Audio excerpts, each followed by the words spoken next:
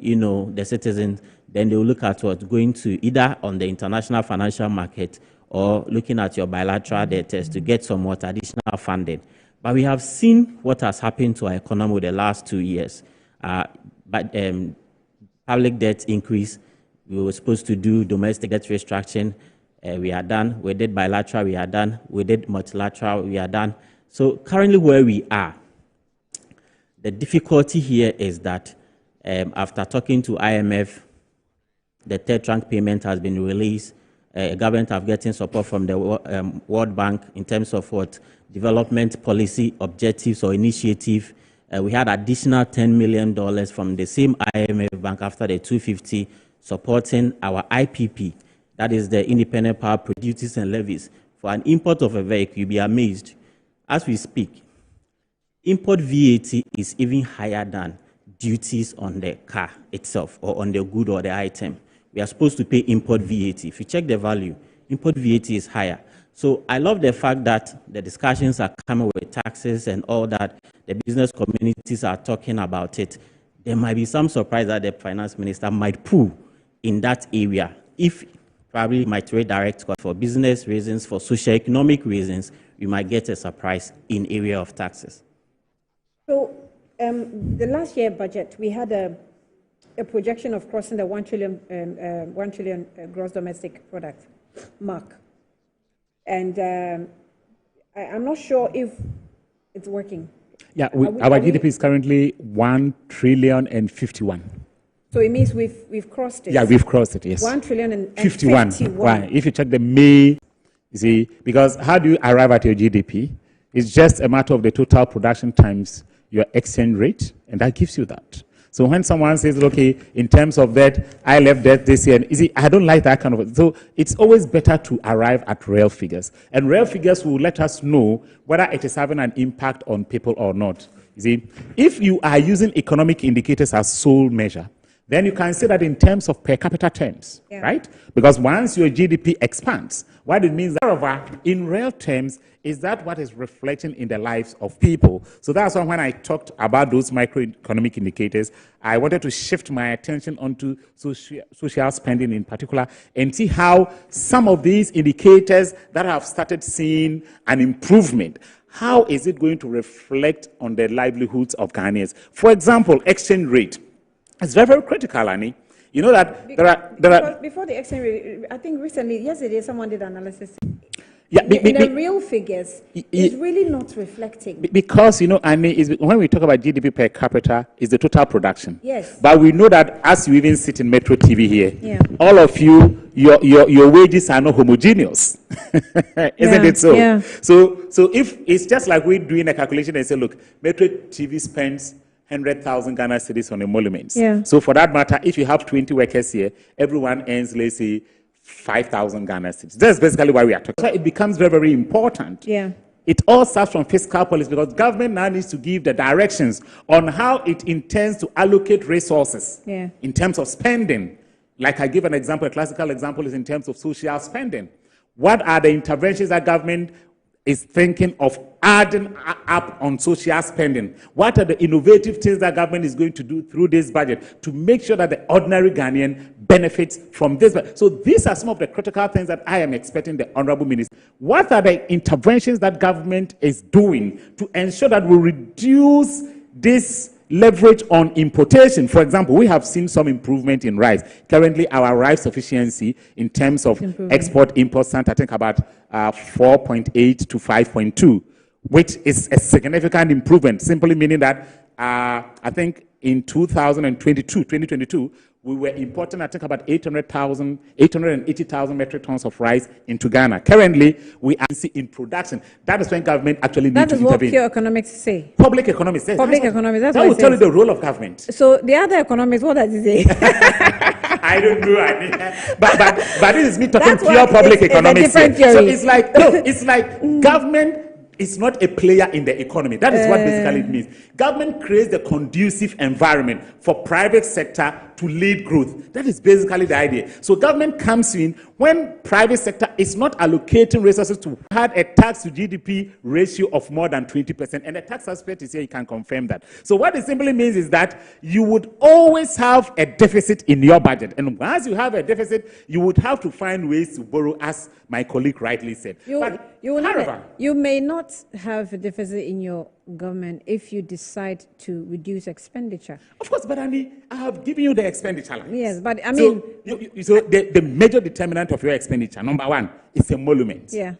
Going to go up. Yeah. So you see, it's just like the chicken and egg story. So when I hear people talk about expenditure rationalization, sometimes I get confused that, look, be specific.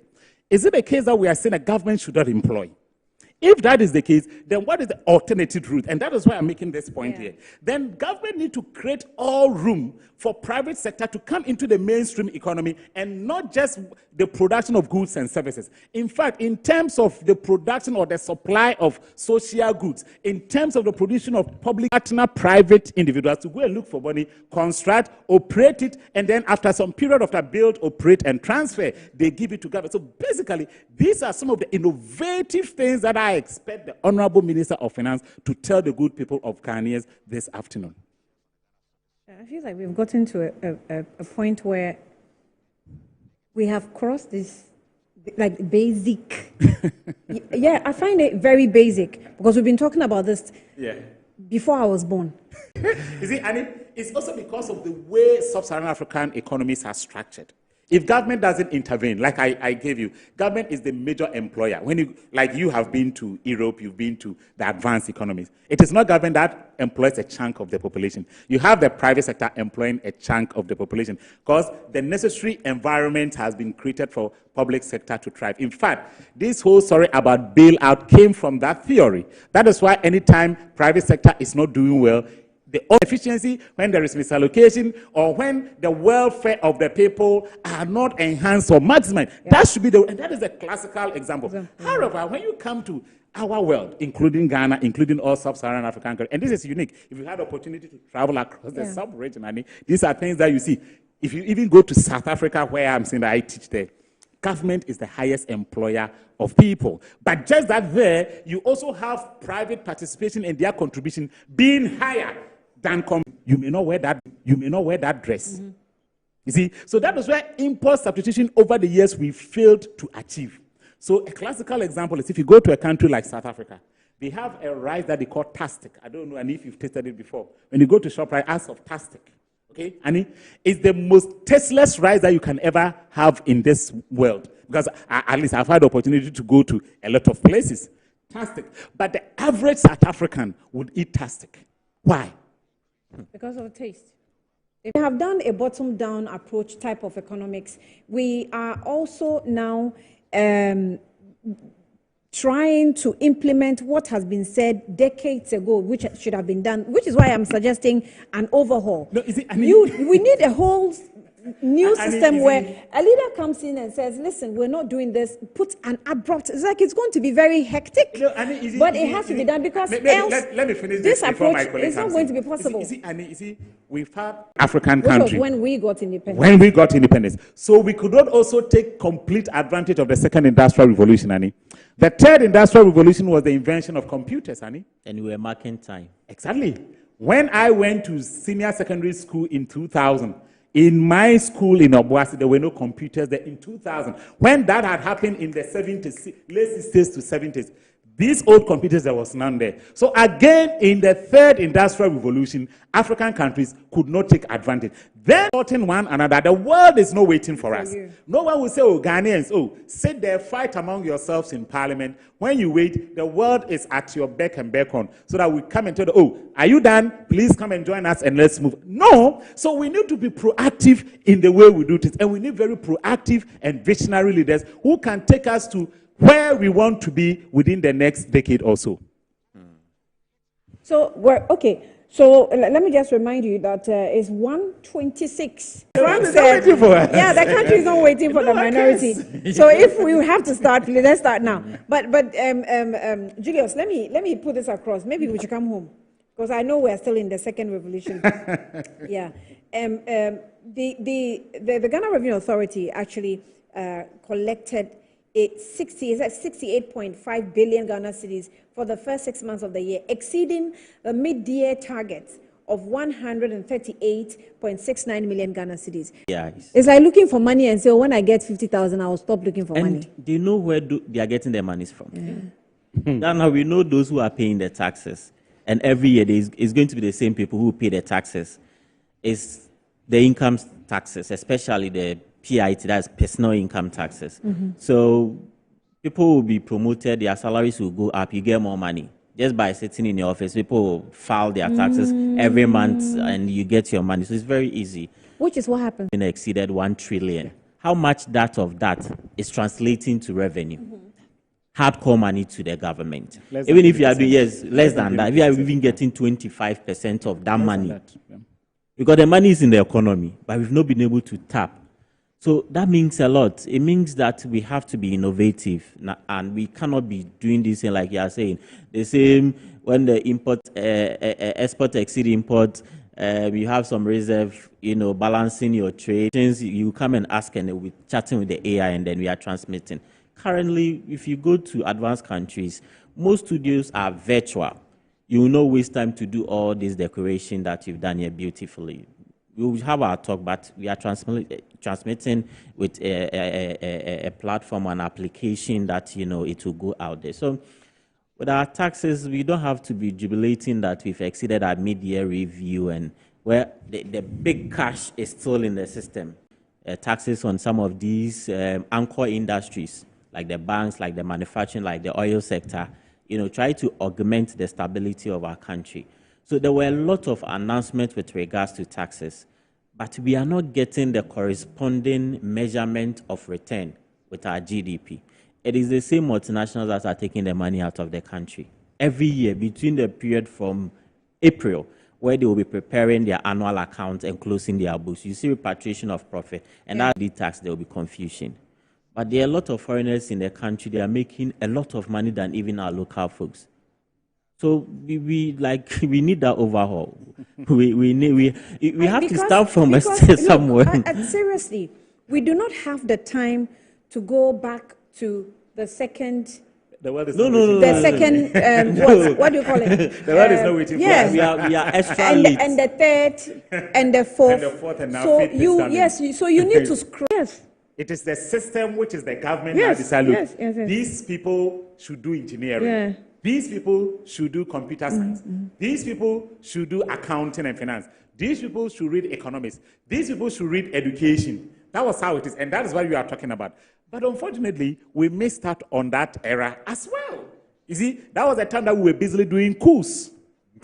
So you see, the African problem, if you really want to analyze it, and I don't make but innovative measures. For example, we are talking about our tax system.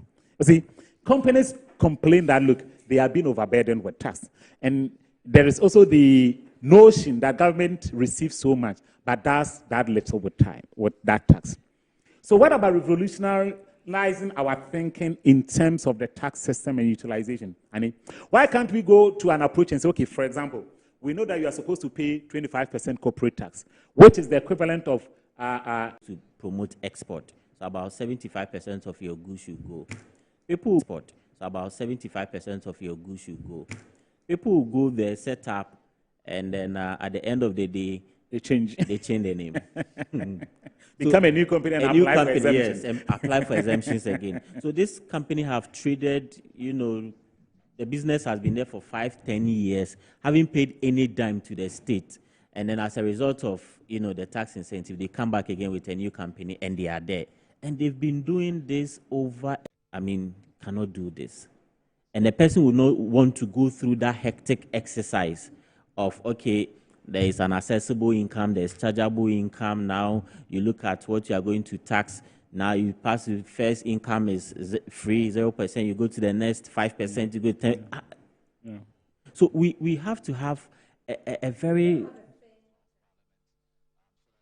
Of course, I agree with you on that statement. Our taxation regime is not friendly to... You realize that it's not the case.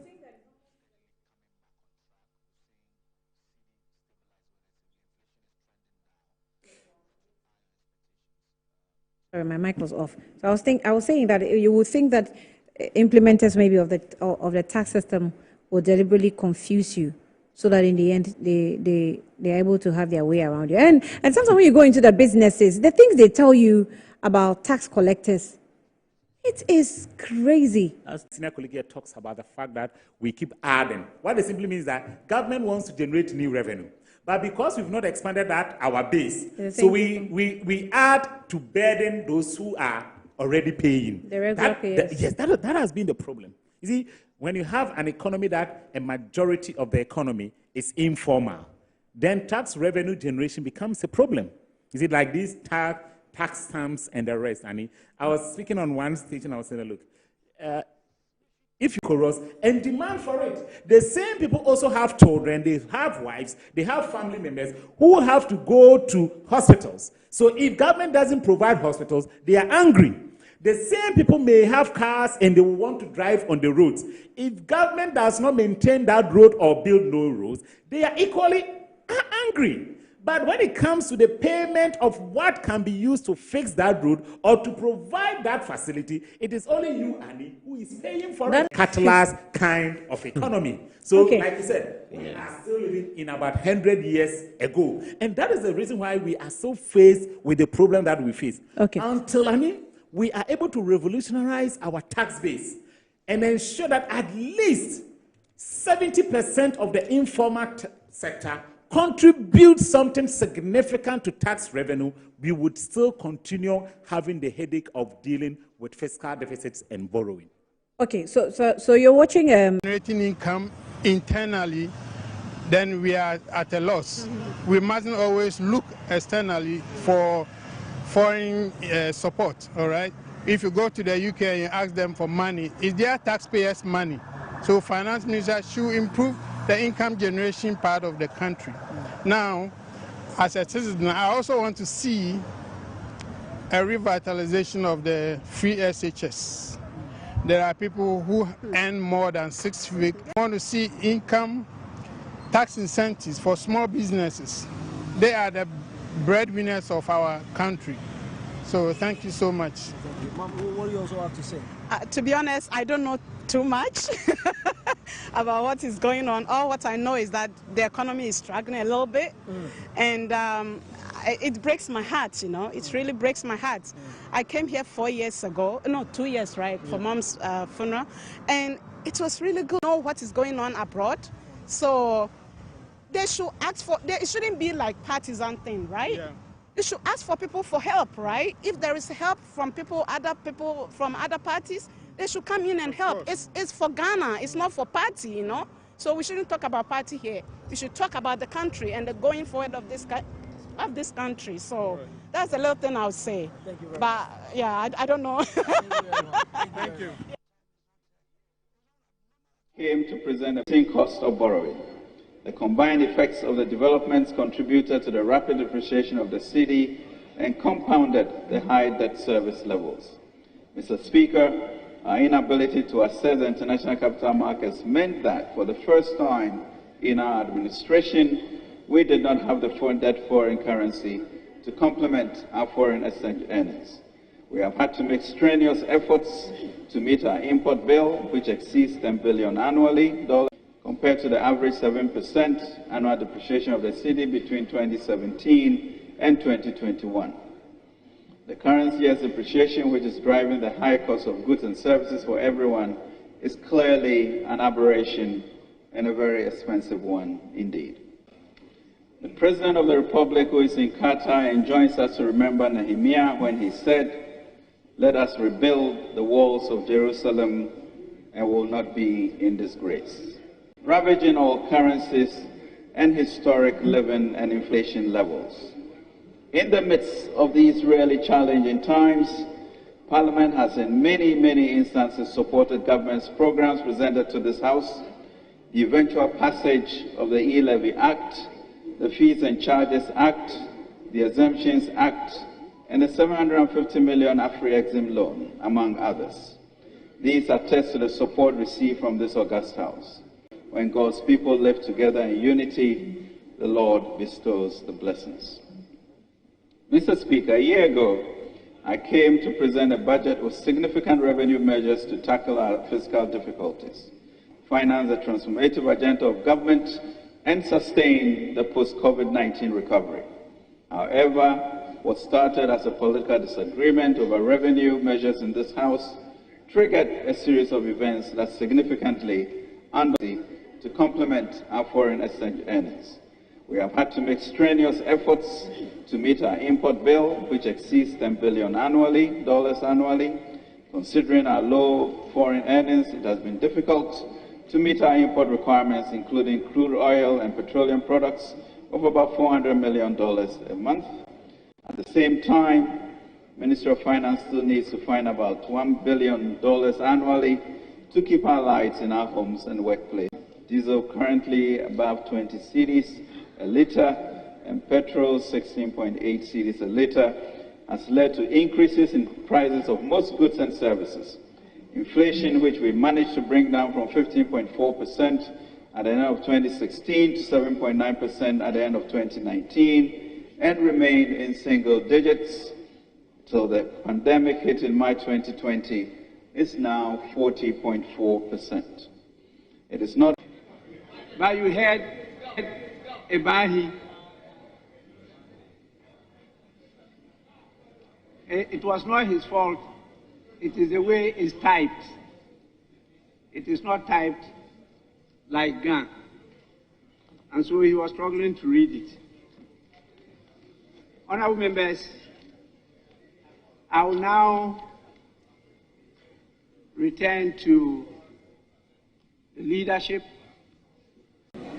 by the Minister responsible for Finance, which motion has been moved on the authority of the President of the Republic is to present to this House the budget statement and economic policy of the Government of Ghana for the 2023 financial year. The Speaker, as we've all heard, the upshot of the presentation certainly is transparency. We shall all respond. Let us start rebuilding.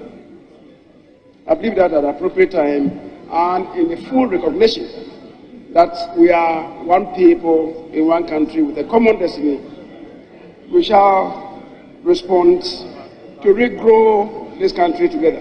On that note, Mr. Speaker, I beg to move that this House takes an adjournment until tomorrow. Have set the tone. Today, Mr. Speaker, we have heard the Honorable Minister for Finance before this August House declare Ghana a high-risk, distressed debt country. So, Mr. Speaker, this budget is a campaign budget. And therefore, he's put the country, you have to come back to this House to seek our mandate and authorization for your excessive borrowing from the Bank of Ghana. That needs to be regularized. Then, Mr. Speaker, today, there is no pomp and pageantry. Even they are not happy. That explains why, Mr. Speaker, today he is unaccompanied. Where is the Vice President? As was presented by the former Finance Minister, Ken Ofori-Atta, and also the leaders were responding to the budget presentation. We have Jeffrey Atipo standing by to give us information on what exactly is going on in the House. No, as you know, it's already 2 p.m. exactly, and the presentation has not started yet. Jeff, you're welcome. Good afternoon to you. Good afternoon to you, Annie. Well, right, so we're told that members of Parliament are... This is the current situation as we speak. The Speaker is walking into the chamber majestically to get proceedings started.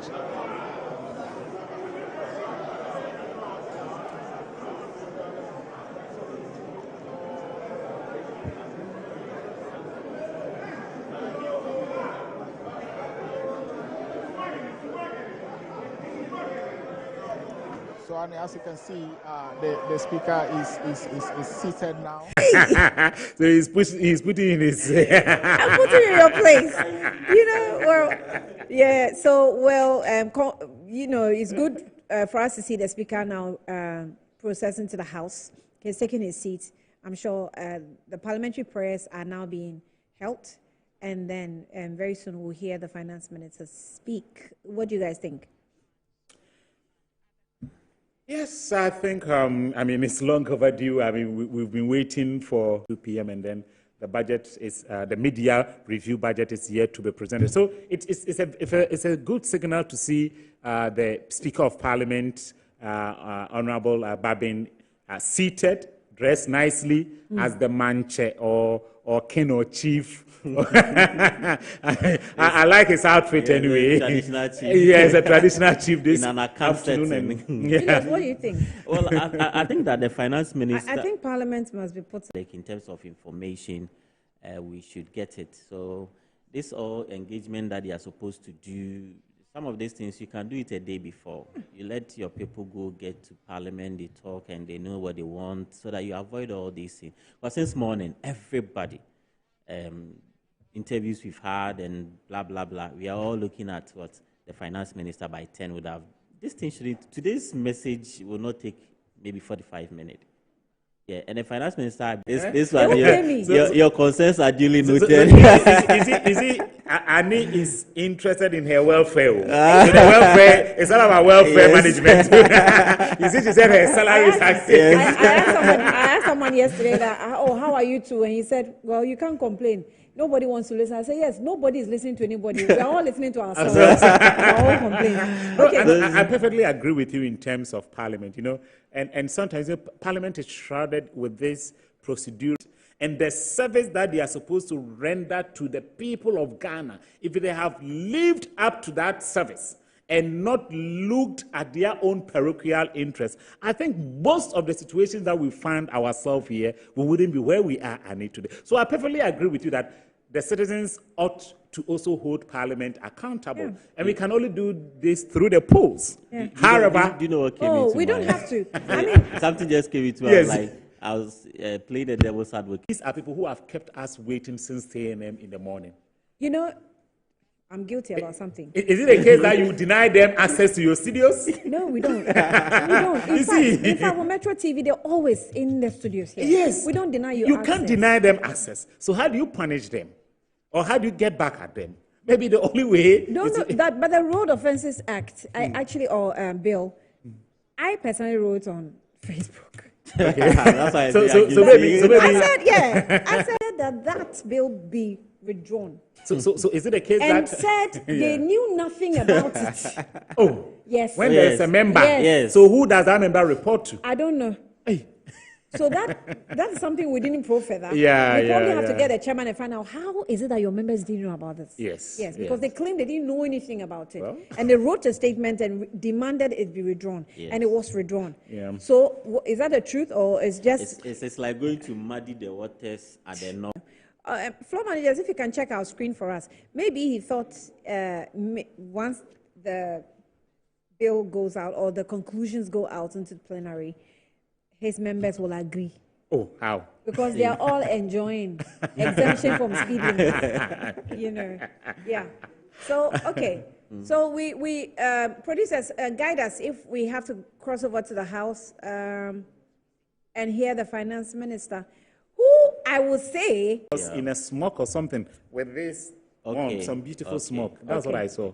Okay, but let's hear the speaker. I would have been amazed if you wear a suit. Oh, okay. Especially at this critical moment that we are talking about. Equal substitution. Yes, and the minister himself is wearing a suit. Because I mostly see him either in these wears or... Jalabia. He does wear. I mean, it's very known for jalabias. Exactly. And it looks so fantastic on him. I think... member and not more than 13 other members. 2, the Budget Committee shall collaborate with the Minister responsible for Finance and the Office of the President in the initiation, formulation and implementation of the national budget. 3, the Budget Committee shall consider and report to the House on the medium-term expenditure framework, the Appropriations Bill, a report laid before Parliament of off-budget expenditure, and revenue or increase revenue or hold the revenue neutral. The import here is for the budget committee to assess the impact of these tax waivers. There is nowhere in the functions of the finance committee that talks of budget tax waivers. Mr. Speaker, you can talk about the overall fiscal impact, but my view, Mr. Speaker, at the minimum, the finance committee, the budget committee must sit together with the finance committee in approving these tax waivers. Otherwise, you approve one thing, and then the impact of this budget, of these tax waivers, will not be known. Will not be known. And if we are interested in the impact or the analysis of the entire tax waivers, I humbly submit that the budget committee must be the one leading this, and the finance committee must support them. Thank you, Mr. Speaker. Honorable, matters that relate to monetary and fiscal policies, loans and financial transactions generally refer. That is the underlying word. And so if I'm to refer a matter, which committee am I to refer it to? Finance committee. But the budget committee may referral. I have no problem with that. That I can do the referral. Yes, please. Mr. Speaker, first of all, you've nailed the point, and I will not belabor, except to say that it is only the Finance Committee that has its mandate well engraved in the Constitution, and it's clear. If at any point in time a referral is made and we see the need to add leadership of a particular committee to assist by way of some technical support, that is fine. If that call comes, I would support it.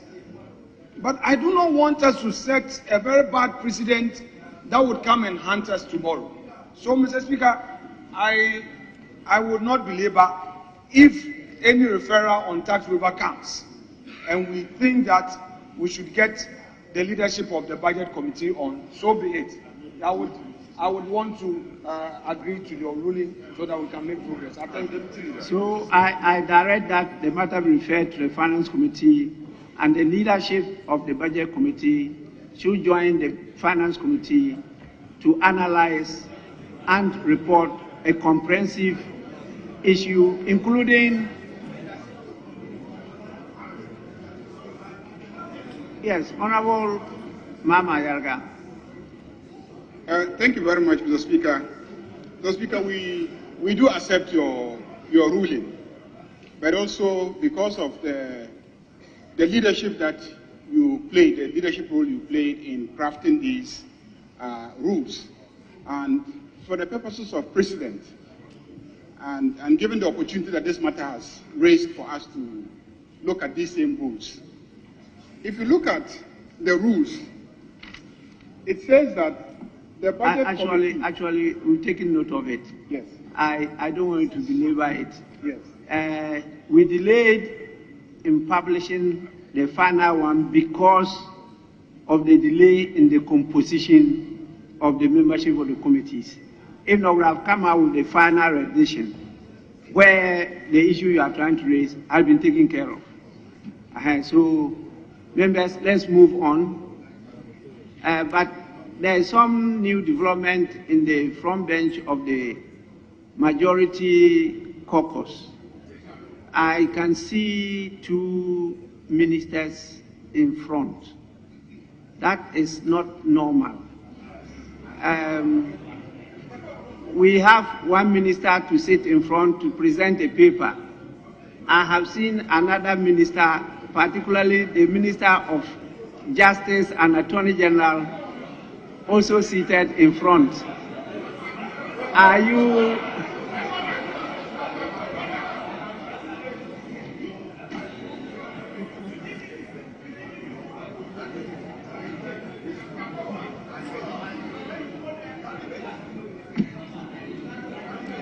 Honorable members,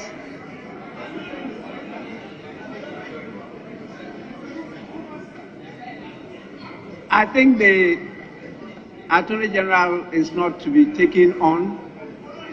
This is unknown to many, and so please don't see it as any attempt to assume any power. Yes, so let's move on. Honorable members, I think at the conclave, we agreed that a few papers be laid.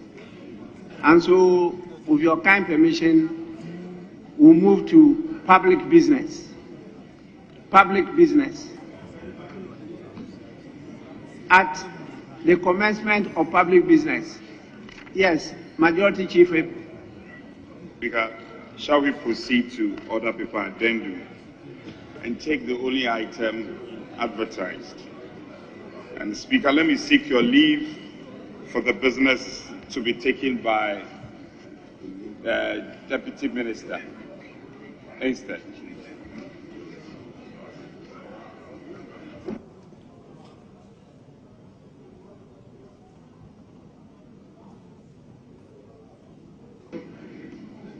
Yes, honorable members, my attention has been drawn to the presence of some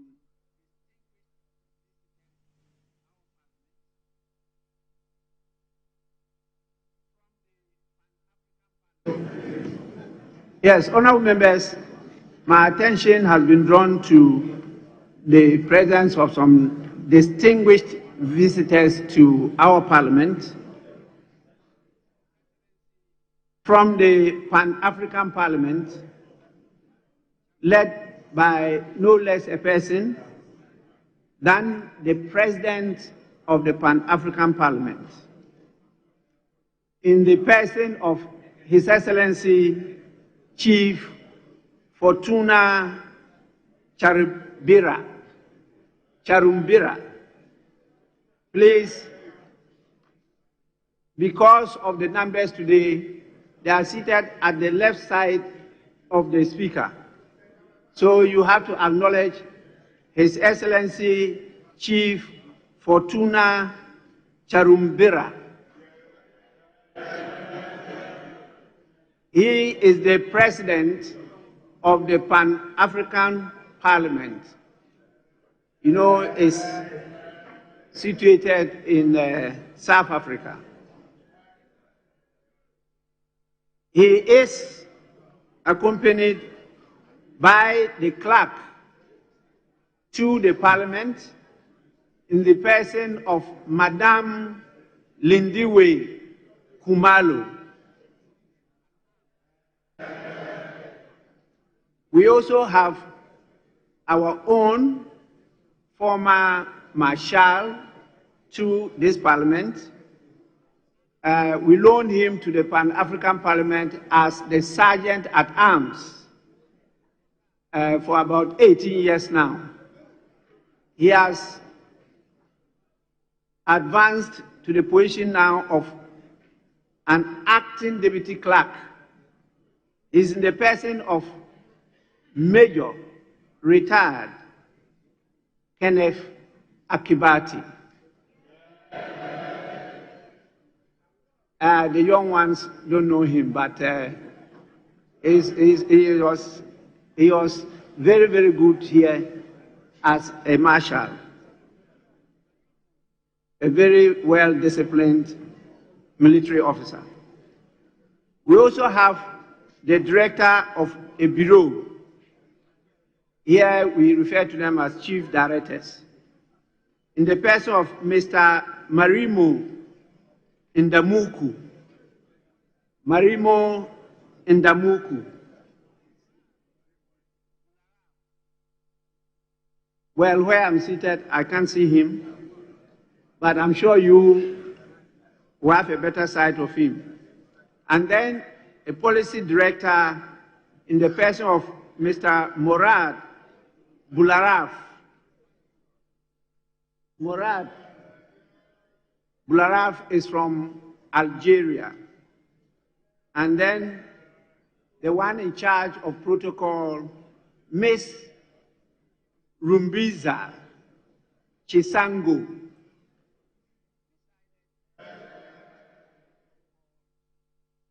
Honorable members, they came to attend the AU conference and decided to pay a courtesy call to the members at home here, which is their home. And on your behalf, I did welcome them when they paid a courtesy call on me. But they humbly decided to sit in for a few minutes before they could catch their flight back to South Africa.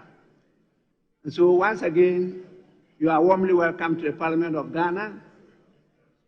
I know you enjoyed your stay here. We had a few discussions which we'll put before this House because we need to collectively support the Pan-African Parliament to strengthen it to be able to perform its functions efficiently and effectively. It's a pleasure having you.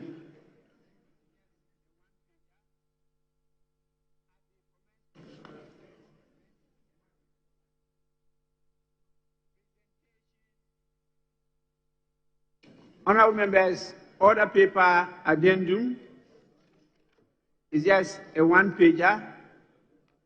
At the commencement of public business, presentation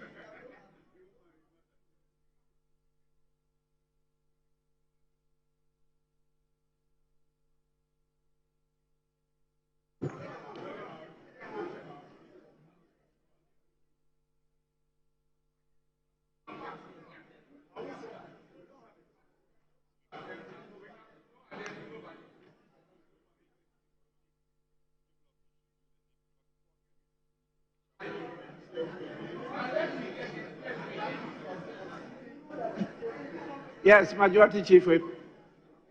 Speaker, I can hear the complaints of my colleagues. Table office should do the needful. But before then, shall we revert back to the original order paper? And Speaker, proceed to page 14. Page 14, and take item 8U. I.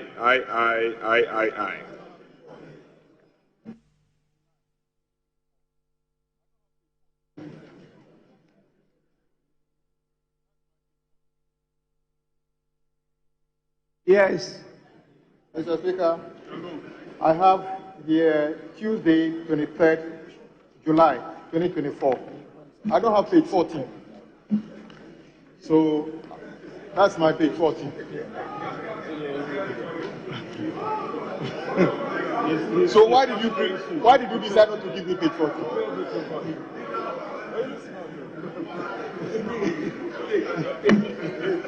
Yes. Honorable Minority Chief Whip, I think is the printer's devil. I have page 14. And members, I'm sure a number of you have page 14.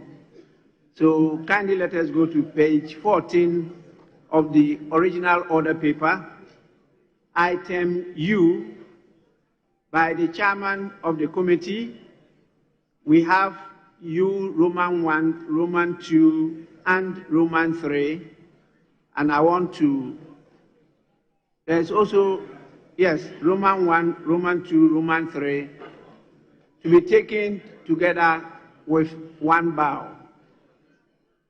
Chairman of the committee. Report of the Finance Committee on the financing agreement between the Government of the Republic of Ghana, represented by the Ministry of Finance, and the International Development Association of the World Bank Group for an amount of $250 million United States dollars for the Ghana Financial Stability Project.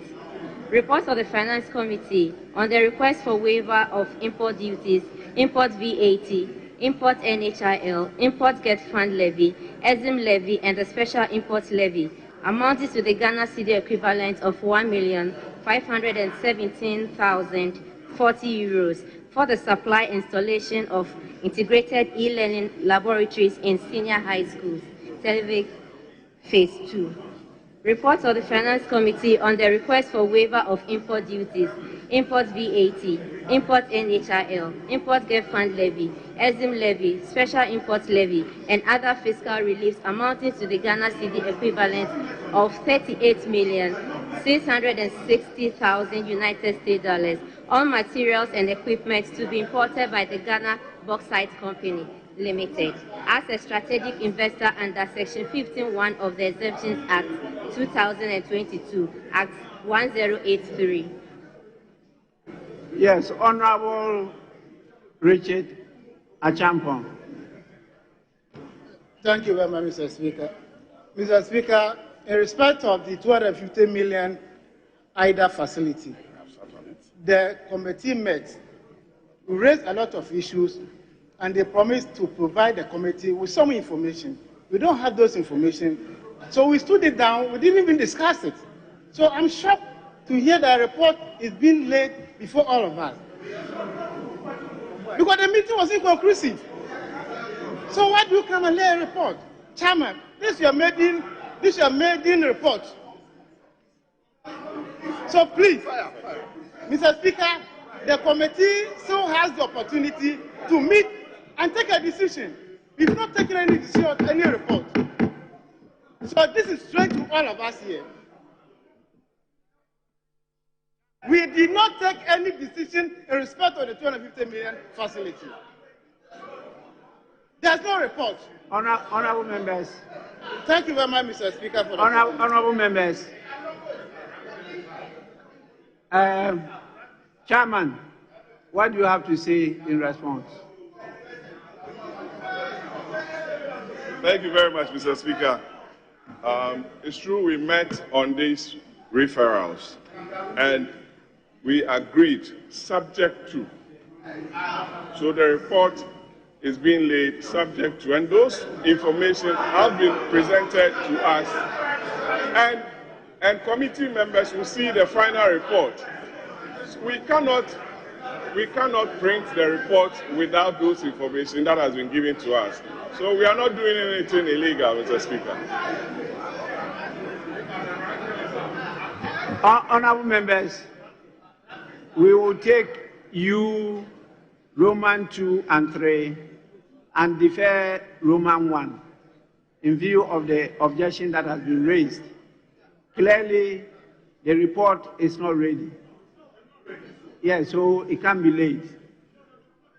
Let's move. Sorry? Yes. Mr. Speaker, this development is very strange. We haven't even considered it at all. When they attempted to hold a meeting on please, it, what did you say? What I'm saying is that we haven't even considered the IDLO, let alone to talk about a report subject to. We haven't. It was stood down on the day you brought it, and we gave you reasons. Preliminary objection. Yes, Honorable members, so you are giving us conflicting reports. Because the first statement by Honorable Richard Achampong was that it was considered, but a number of issues were raised, and they agreed to provide the additional information. So no decision had been taken by the committee. That was his position. Now, your position is that it has not been considered at all. Please, let me hear from him. Yes. Mr. Speaker, when they tabled this transaction, the committee had preliminary objections for which it was stood down at this very first meeting. In fact, one of our concerns was that the Bank of Ghana says we need 15 billion for the financial stability. We asked them to come and set up a Ghana Financial Stability Fund into which those funds will be collected, because what they have brought is just $250 million out of 15 billion. So how are we going to account for it? They need to come and set up a fund. That was our position. And so they stood it down. And for me to be seeing a report subject to what? We haven't even considered it at all. So your additional information is that you started the consideration, but you haven't completed. But when you say it has not been considered at all, that conveys a different meaning. Maybe it was because not even the memo to Parliament was read before us. What was referred to you?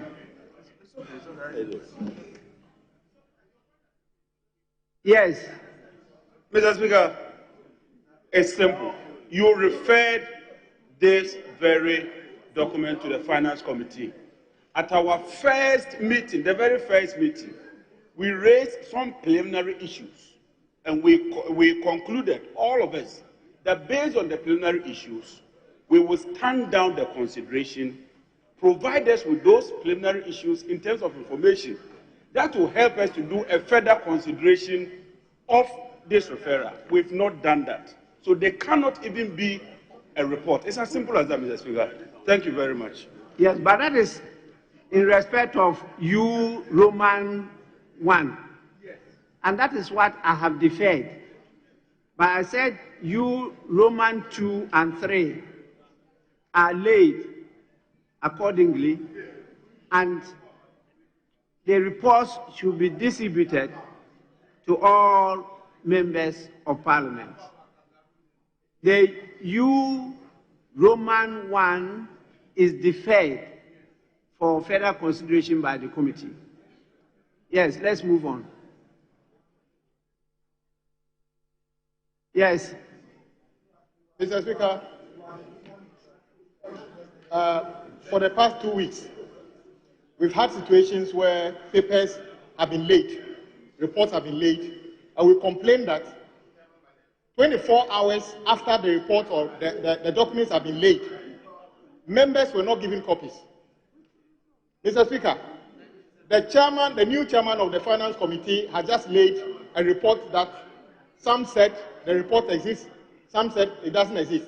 Mr. Speaker, I want you to direct the table office to start the distribution of what the chairman has laid today, so that we don't have to come tomorrow demanding the report. So if indeed the report exists, the one that you have allowed to be laid, Mr. Speaker, we want to see the table office distributing those reports now, so we don't have to call for it tomorrow. It is very important. Mr. Speaker, things are late. We never see it.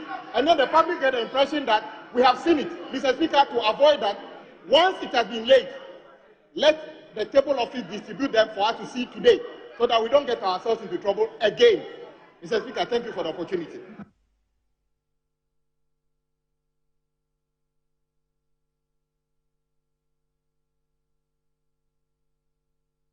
Yes.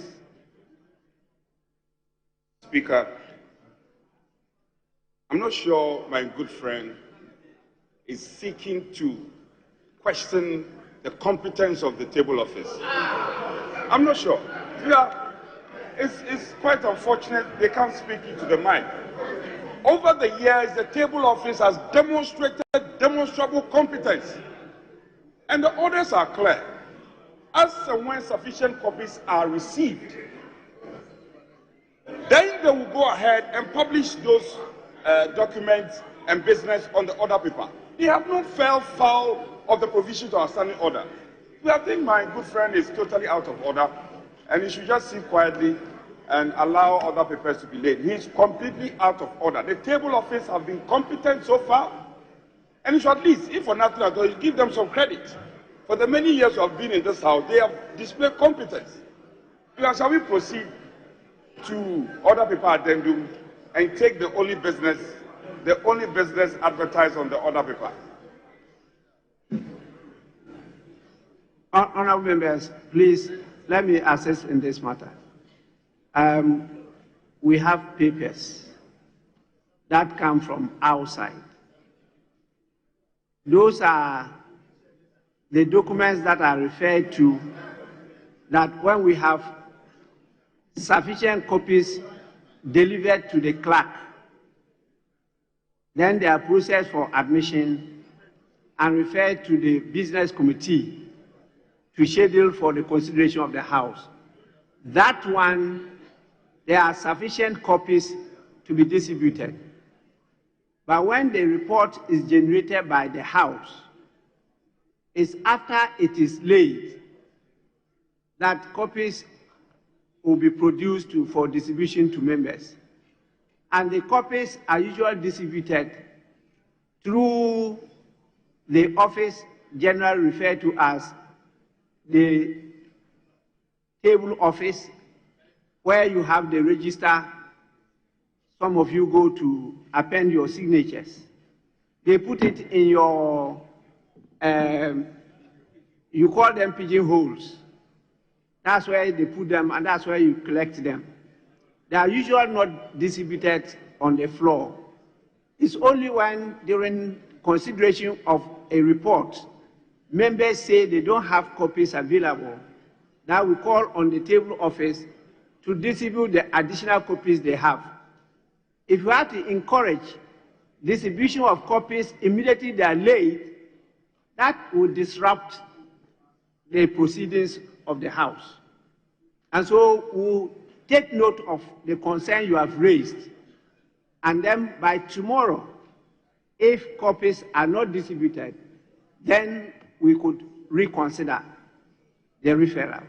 But as at now, I think the proper thing should be done. We should allow the table office to try to produce additional copies that will be sufficient enough to be distributed to members through your pigeonholes. That is what I can say as a matter of practical procedure and the processes of the House. Yes, please. Mr. Speaker, we accept your ruling, but just to maybe a guide to the chairman of the Finance Committee as well. We would encourage him that the next time he wants to lay a paper, that paper must actually exist in the case of the 250 million, because what he has done is an attempt to deceive colleagues by saying that a report from a committee exists. So, Mr. Speaker, it will be very important that, because unless you can prove that a report exists, trying to lay a report which doesn't exist is actually, Mr. Speaker, an affront to the integrity of this House.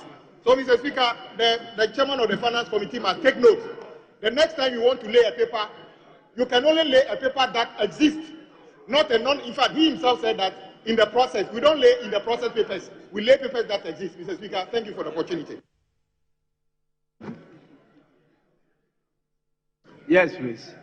Speaker, we are ready to proceed on to the other paper addendum. And Speaker, I want to seek your leave. I don't know what has come over you this morning. Speaker, I seek your leave for it to be done by the Deputy Minister. You know he's indisposed. You know it. I don't need to tell you.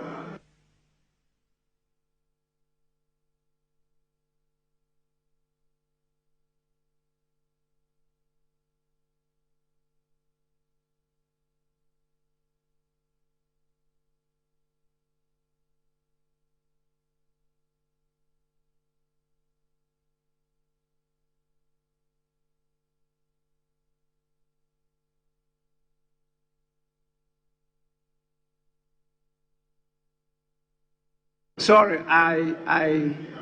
my attention was distracted by the clerk. So I didn't hear what you said. Yes, Other please. paper addendum. It's the only business. We go ahead with other paper addendum. other paper addendum. Yes. And Speaker, I sought your leave for it to be done by the Deputy Minister. Yes, please. Honorable members. Yes, Honorable Deputy Minority Whip. Mr. Speaker, we have no objection to it. Honorable members, order paper addendum, presentation and first reading of bills, Ghana Shippers Authority Amendment Bill 2024, Minister for Transport. An act to establish the Ghana Shippers Authority to regulate the commercial activities of shippers and shipping service providers in the shipment, storage and delivery of international trade cargo by sea, air and land, and to provide for related matters. Honorable members, the bill is presented to the House accordingly and referred to the Committee on Transport for consideration and report to the House. I want to encourage other members, particularly members of the Committee on Constitutional and Legal Affairs, to assist the Committee on Transport in its deliberations. Honorable members, before I proceed, we have other visitors. You can see the public gallery is full. We have visitors from a number of institutions, and it's important I recognize their presence before we proceed. We have 69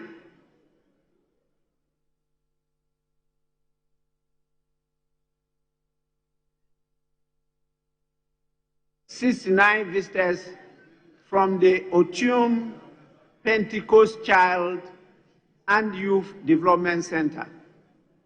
They are led by the director in the person of Collins Joe Annam. The institute is located in the Ekumfi constituency. 69 of them are present, and they are to my right at the public gallery. On your behalf, I want to warmly welcome them to Parliament House and to encourage them to keep on coming. And I hope our team will take them through the rudiments of parliamentary practice. You are welcome. Please resume your seats. We have another group made up of 115 people from the Adubia United Basic Primary and Junior High School. They are led by the head teacher in the person of Mr. Sensu Peter Atta.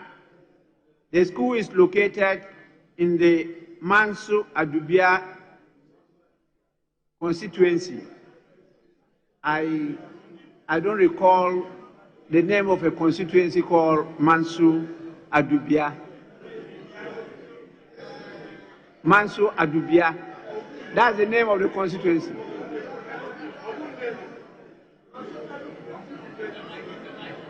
Manso Adubia. It's Manso Adubia, Mr. Speaker. Adubia. Adubia, ADU. Manso Yes. Adubia.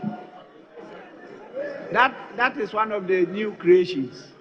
No, it's been here since 2013. 2020. 2013. Created in 2013. 2012. 2012. I'm not sure you are right. Not even 2012. Yeah, Mr. Speaker, it was created in 2012, but came to being in 2013.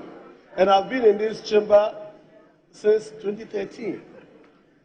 And yeah, I recognize your face. Sure, but that is the name of the constituency. Listen, only, all right. Mr. Speaker, on the Government Assurances Committee, you were our special patron, and I was the chairman. And I always interacted with you here in this very chamber. Thank you. I used to refer to the constituency as Manso constituency. I didn't know that there was a Dubia attached to it. Yes, there are two Manso constituencies. It used to be one. Yes. And then in 2012, it was split into two.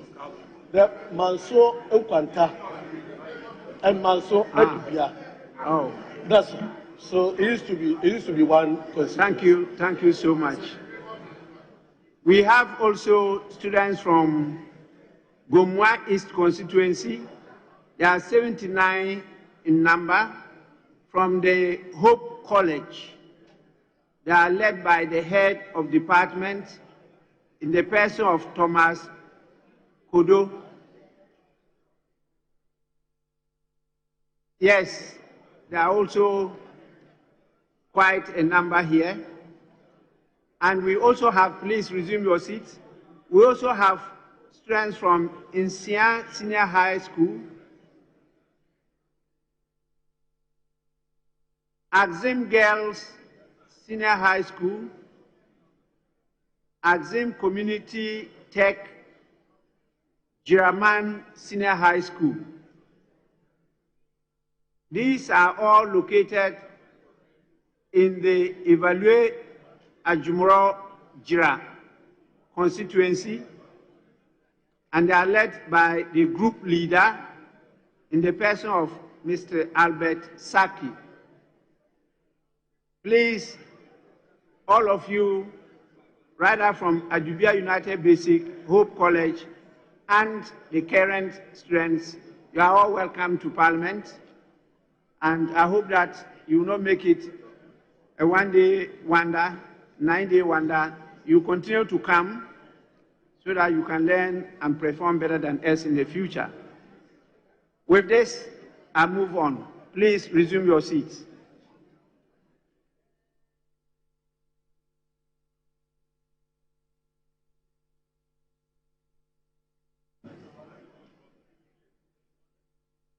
We may now move to the main item. Yes. Speaker, with respect, before that, shall we take the last business on the original order paper, page 15, item 8W and 8X on page 15.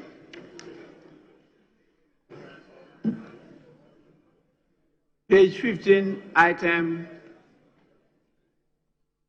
W and X.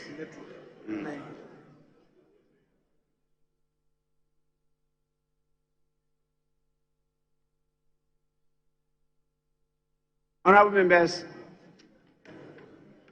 we are being called upon to take the items numbered W and X at page 15. I 100% agree. Some of the facilities not checked. Many we are if you the matter is every. You know we are doing with that. But the problem is say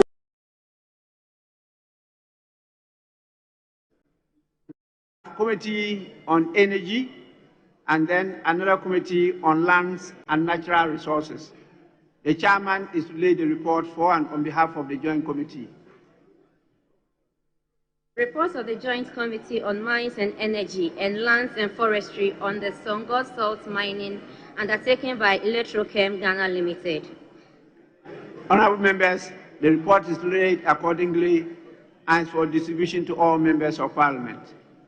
Then we take X by the chairman of the committee. Reports of the Committee on Mines and Energy on the 2024 work program of the Ghana National Petroleum Corporation. Honorable members, this report is also laid accordingly and is for distribution to all members of Parliament. Yes, please. Thank you very much, Mr. Speaker. And I'm happy that the former chairman of the committee is here. As far as you know, there were some provisions that were made in the report, and those monies were not going to be used by GNPC. And we asked that they should bring us a report from the Ministry of Energy to show us how those monies were going to be expended, or else it should be expunged. Since then, they have not returned to us. 3 days ago, I drew the attention of the clerk to it, and I'm happy that the former chairman is here. And so for them to have a report being late, when we have not agreed on that, I'm sorry that my ranking is not here. Another kangaroo laying. And why is the old chairman laying that? Yes, that's the point I'm making. Yes, chairman, yes. And we're talking about almost $45 million. Yes, I want to hear from the chairman of the committee. Yes, please. Yes. Yes. Mr. Speaker, some issues were raised, and we pushed them to furnish the answers to your clerk. They are all there for their perusal, but they do not affect the substance of the matter. So when you are on your feet and you still want to interrogate, it is up to you, but whatever was required, all the residual issues are with the clerk. So I'll crave the indulgence of Mr. Speaker that my good friend should liaise with the clerk so you can internalize all the papers you need, which you can use for arguments on the House floor. But the substance of the document, we have not departed from it. All the residual matters are with the clerk, with respect. Mr. Chairman, Mr. Speaker, you have a situation where GNPC is asked to contribute huge sums of money, millions of dollars, to the Ministry of Energy for a project nobody knows what the project is about. And all we asked was that give us a report of give us a report on what the project is all about, the scope of the report, the amount involved, and the justification why GNPC should be funding that. And as we speak, they have not brought it. And you incorporate that and for us to approve it. I mean, that's so wrong. And that cannot, this is a very material issue. That and besides that, you see, he was a very fantastic chairman, and I liked him. But as we speak now, I don't know what capacity he was speaking on. That's all. Well, what I heard the chairman to have said is that the documents have been deposited with the clerk to the committee, and therefore you could get copies from the clerk to the committee. That is what the chairman said. Yeah, yes, let me hear. We needed to have that report and then meet to see as to whether we agree that that allocation should be made. We have not met. But we will vote against it. Yes, Deputy Minority Leader. Honourable Speaker, I think the Honourable Member, Honourable Bauer, was right. I was in that meeting, and those requests are made.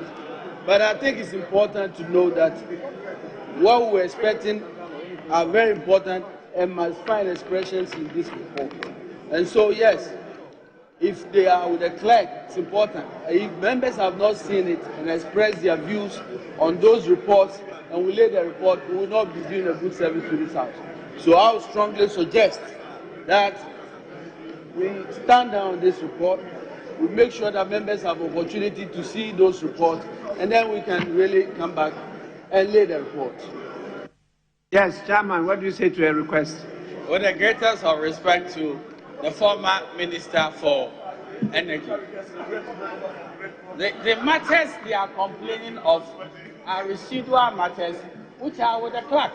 So when you go and internalize what they've left for us to see, that could be part of your submissions on the floor. But it doesn't change substantially the content of the work program. That is what I'm trying to say. Because they raised issues, they wanted to look at some documents. The documents have been furnished. But those matters are not at the core of the work program. So I don't see why it should hijack, what we are doing. When you are on your feet and you've gone to the clerk to see the documents, it can be part of your contribution at the House floor. But it doesn't change substantially the work program. It doesn't change it at all. Ranking member. Mr. Speaker, I am shocked and surprised to see this report. Mr. Speaker, I've quickly glanced through from page 1 to 16, and as far as I'm concerned, I disagree with every single page here in terms of this report. Every single page. Mr. Speaker, we have a lot to do before this report is generated. I am your ranking member. If you claim that documents have been submitted, Mr. Speaker, it's not right and proper that you ferry same to the ranking member so that in collaboration with my competent and intelligent members, we can peruse this document to determine the way forward. Mr. Speaker, with the greatest of respect, taking regard to this report, I would appeal to you that just as you did with UI, this one too, kindly stand it down. Yes. Let's go and do what is right and proper. Then we can come here and consider. Thank you very much, Right Honourable Speaker.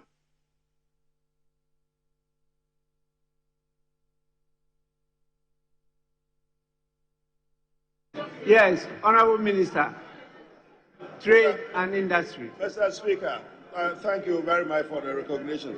Mr. Speaker, I just looked at my time. The battery works all right. I checked with the other ones. Mr. Speaker, it's 3 o'clock. Mr. Speaker, we thought that there was a specific item that almost everybody came here, Mr. Speaker, for, and that is for the presentation of the mid-year review. Speaker, the Energy Committee matters, we could resolve it at the appropriate time. All the matters, the Speaker, that you find here, we can resolve at the appropriate time. Speaker, for Christ's sake, our colleagues will allow the minister to present the report, what is the name? The mid-year review budget. Let's get that out of the way. It's 3 o'clock, Mr. Speaker. Honourable member, I think you should be talking to your leadership. Give me 1 second. Because they are guiding the Speaker as to which item to call first. I understand that, Mr. Speaker. Yes, so that is what I'm doing. In view of what is happening, please, honourable members, who defer the laying, not stand down, who defer the laying of that item. And this is in reference to item X, 8X, at page 15 of the order paper. Then we can now proceed to the major item of the day. I agree with the Honourable Minister for Trade and Industry. We spent a lot of time. Can we now do the main item? Please. Is that agreeable? It is so, Speaker. Yes.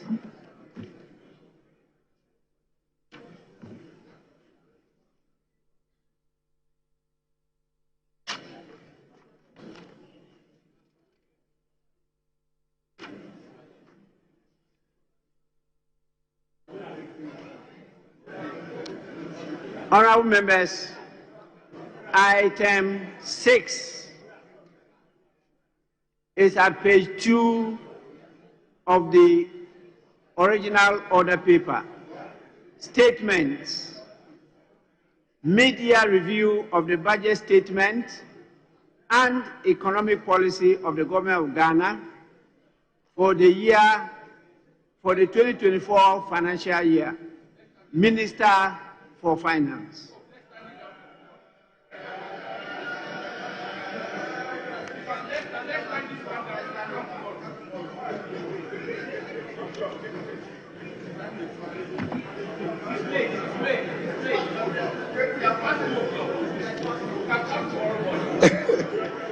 Thank you.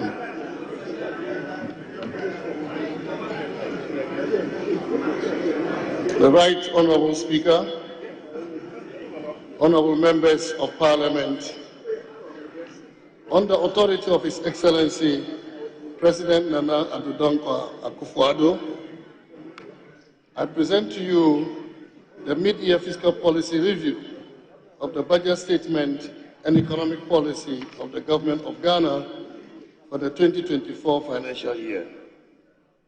The mid-year fiscal policy review presentation is in fulfillment of Section 28 of the Public Financial Management Act 2016, Act 921. Mr. Speaker, this statement is an abridged version of the mid-year fiscal policy review of the budget statement and economic policy for the 2024 financial year. I respectfully request that the entire mid-year fiscal policy be captured in the Hansa. Mr. Speaker, I want to begin this mid-year policy review by expressing my gratitude to His Excellency, the President and Commander-in-Chief of the Ghana Armed Forces, Nana Addo Akufo-Addo, for appointing me to serve as the Finance Minister, especially at this critical time in our nation's history. It is such an honor and privilege to serve in this capacity, and I'm grateful for the opportunity. As the Member of Parliament for Karaga and one of your own, I wish to also express my profound appreciation to you, Right Honourable Speaker and Honourable Members, for the immense support I have received since I assumed office as Minister for Finance. I will continue to rely on the full cooperation of the House as we work together to serve our country. Growing up as a young boy in Ababu, Tamale, it never crossed my mind that I will one day stand before you to address this august House in this capacity. The young people out there should therefore know that, especially those sitting in the public gallery, that it is possible with hard work. It is possible with hard work, dedication, and by the grace of God, all of you have limitless opportunities to serve our country. Mr. Speaker, the last 2 years have been extremely challenging globally, and Ghana has not been an exception. The difficult economic environment has truly affected businesses and families, particularly the vulnerable in our society. These challenges have severely affected households, increased cost of living, and limited the creation of job opportunities. Our young people continue to seek employment opportunities beyond what the state can provide. Mr. Speaker, it has indeed been a difficult time, and I deeply empathize with our fellow Ghanaians. Mr. Speaker, over the last 2 years, government has embarked on a number of decisive measures to get us back on the path of fiscal consolidation, economic stability, and growth. And I'm happy to note that these policies we have implemented are yielding the expected results. Growth continues to exceed our expectations. The 4.7% growth rate reported by the Ghana Statistical Service for the first quarter 2024 exceeds the 3.1% recorded in the same period in 2023. Inflation is declining. End June inflation rate of 22.8%, a reduction of 31 percentage points from the December 2022, which confirms the target of 15% by end 2024 is possible. Exchange rate has largely stabilized compared to December 2022, despite the recent pressures. The 18.6% depreciation rate to the US dollar as of June 2024 represents an improvement over the 22% recorded for the same period last year. And gross international reserves reached 3.1 months of import cover as at end June 2024, against 2.5 months of import cover in the same period last year. Mr. Speaker, it is evident that we are on the right trajectory. The economy is rebounding stronger than anticipated. The choices we've made and the policies we are implementing are yielding results. We've reversed the negative trends. All the indicators are looking better. I want to assure you that we will stay on this path and continue to make the right choices. Our economy is recovering, and the recovery is fast and strong. Mr. Speaker, over the last 6 months, we've sought to bring some urgency and speed to the implementation of key government programs, and also swiftly provided the necessary support for growth-enhancing initiatives. I am again happy to inform this august House that with the support of His Excellency the President, Cabinet, and all stakeholders, we have successfully concluded the second review of our extended credit facility with the International Monetary Fund, which led to the disbursement of the third tranche of $360 million, bringing total disbursement to about $1.6 billion. We have completed the debt restructuring program with the Official Creditor Committee of Ghana, covering $5.1 billion, resulting in approximately $2.8 billion of debt service relief. This means that we will not service our debt to our official creditors from 2023 to 2026. We have concluded negotiations with our Eurobond holders, covering $13.1 billion, which will lead to a cancellation of $4.7 billion of our debt and provide debt service relief of another $4.4 billion between 2023 and 2026. We've concluded our negotiations with 5 of the 7 independent power producers, which will lead to a saving of $6.6 billion over the remaining lifetime of the power purchase agreements. We've reined in expenditures to ensure we are within the 2024 budget appropriation and exceeded the mid-year non-oil revenue target by 3.7%. In effect, Mr. Speaker, we are living within our means. Indeed, consistent with our programs with the IMF, we are on course to achieving a primary surplus of 0.5% of GDP by end of the year.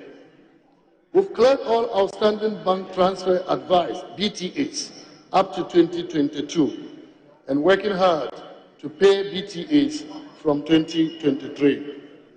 We've embarked on major reforms of state-owned enterprises, especially those in the energy and cocoa sectors, to be fiscally prudent and reduce their risk on the budget. We've launched the SME Go program to provide financial and technical support to SMEs.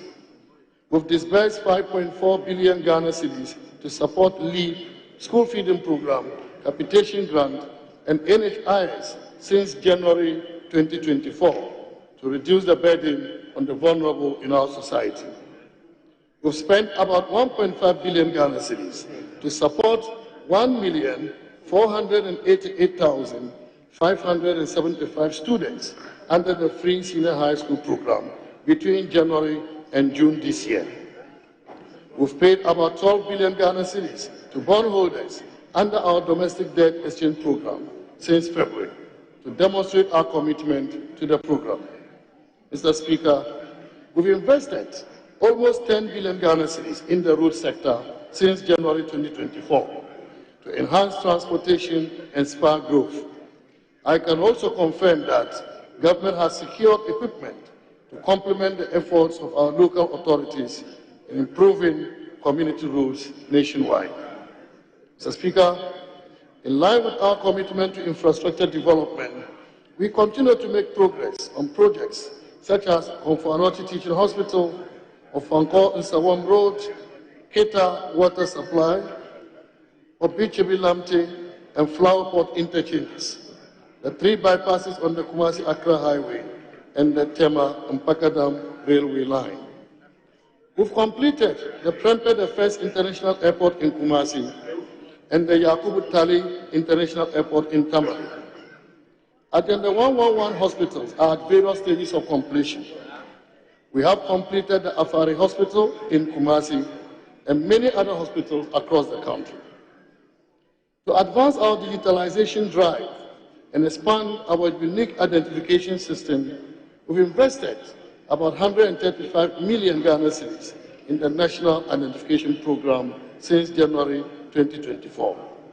Mr. Speaker, this significant progress has been underpinned by an environment of enhanced and inclusive engagement with key stakeholders. These engagements have provided useful feedback, improved our understanding, and boosted our cooperation with stakeholders. Mr. Speaker, the stabilization is real. We are determined to stay the course on our fiscal consolidation program. Increased attention will continue to be given to prudent management of approved expenditures and improved revenue mobilization. We will also continue with our programs of delivering critical physical and digital infrastructure. To generate economic activity and increase growth, we will focus on increasing our investments in the road sector under the Economic Growth Improvement Program area. This program will ensure that roads are built to connect producing areas to market centers and to key tourist sites. Accordingly, certain critical economic roads have been prioritized. We are structuring a financial arrangement that will ensure the timely completion of these strategic roads: the Accra-Kumasi Highway, Accra-Takoradi Highway, Takoradi-Agona-Nkonta Junction, and Tema-Afenya Road. We will work with the private sector to close the national housing deficit and optimize land use in urban areas. We will use public-private partnership to deliver public infrastructure projects. Mr. Speaker, Cabinet has also granted approval for the disbursement of an additional 1.5 billion Ghana cedis to provide relief and bailout for those whose funds have been locked up in the fund management companies. The establishment of a framework for the reintroduction of road and bridge tolls in 2025. The operationalization of the integrated property tax system and a review of the fiscal responsibility rules to include a debt rule to support debt sustainability, as well as the establishment of independent fiscal council. Mr. Speaker, our outlook for the rest of the year also takes cognizance of key risks. The IMF this month has already noted that the global economy is in a sticky spot. Upside risk to inflation and their impact on interest rates remain. These coexist in an environment of escalating trade tensions and increased policy uncertainty. On the domestic front, we recognize the need to meet large debt service payments relating to our just-ended debt operations.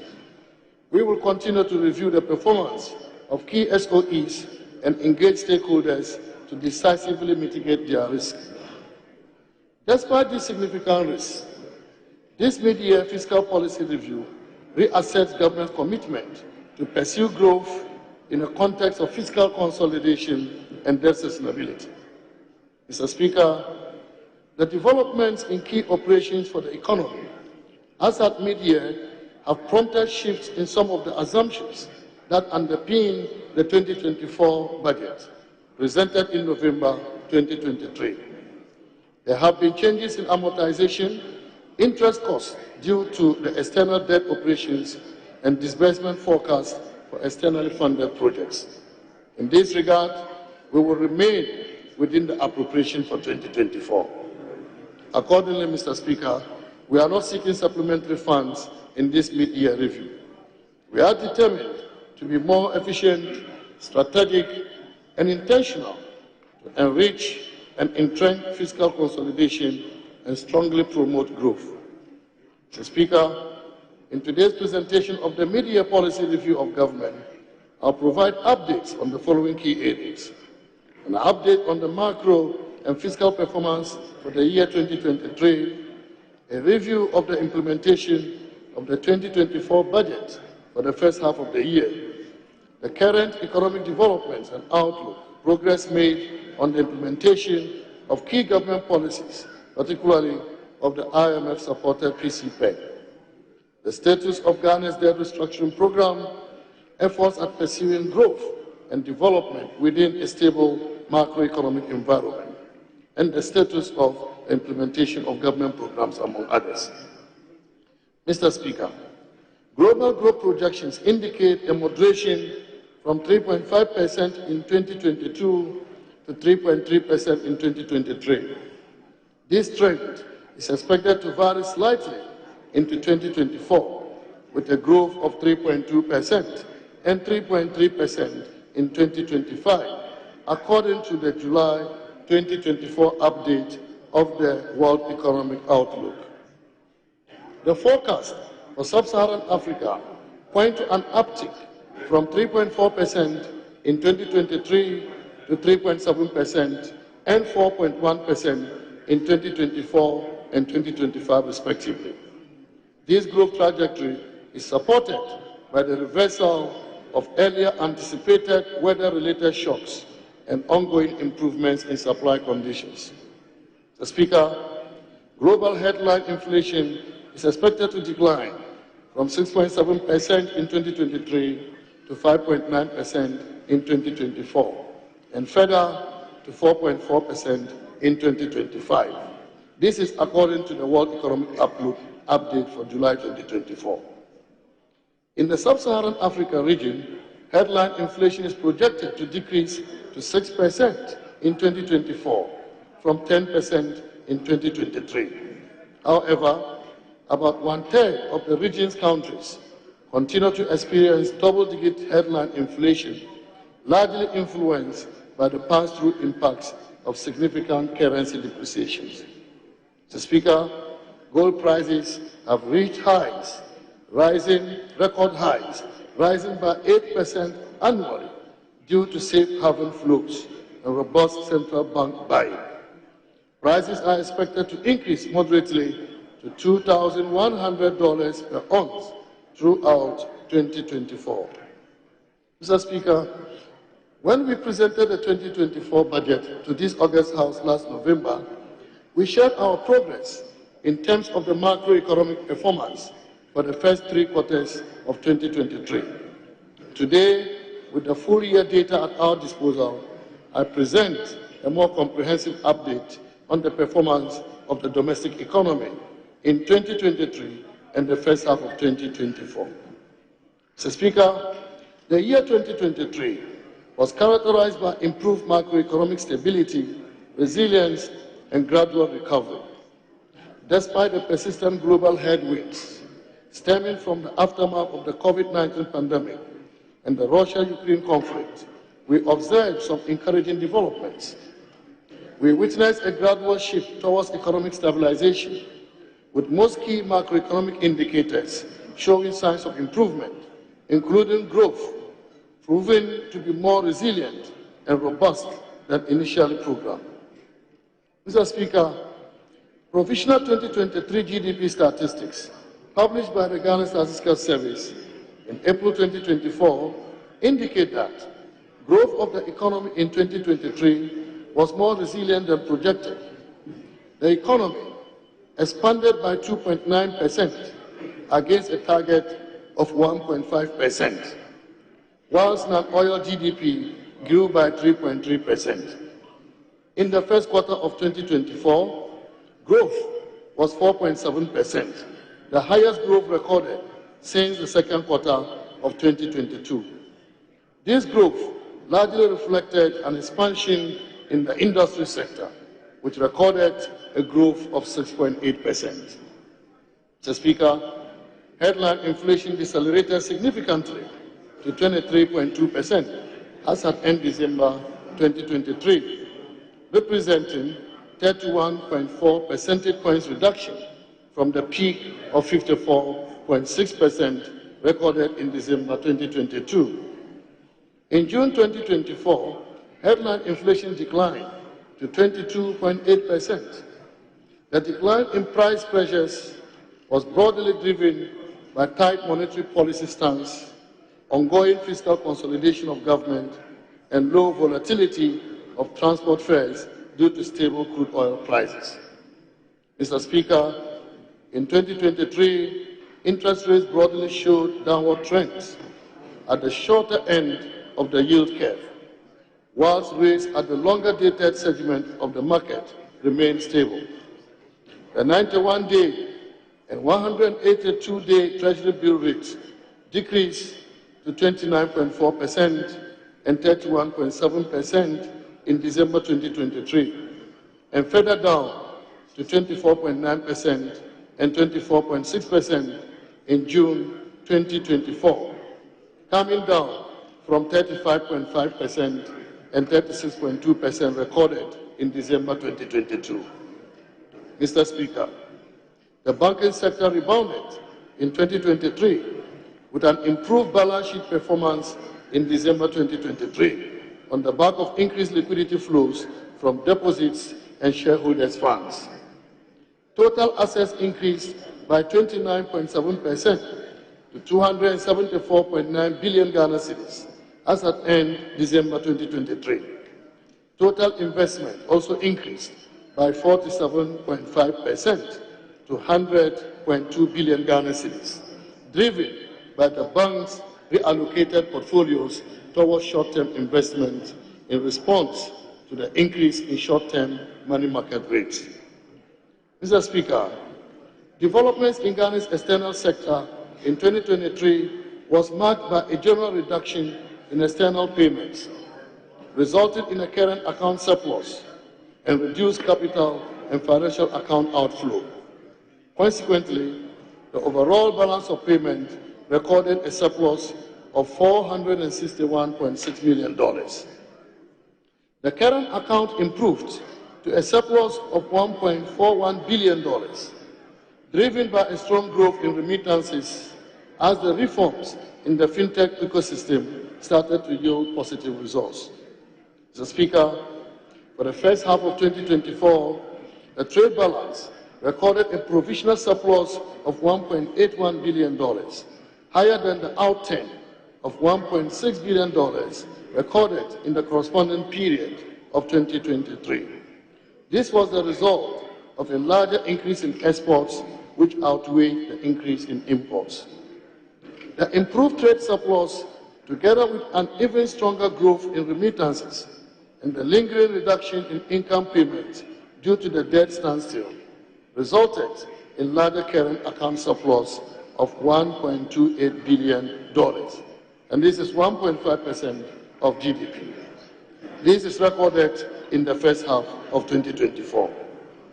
This compares with a current account surplus of $863 million, 1.1% of GDP, registered in the same period a year ago.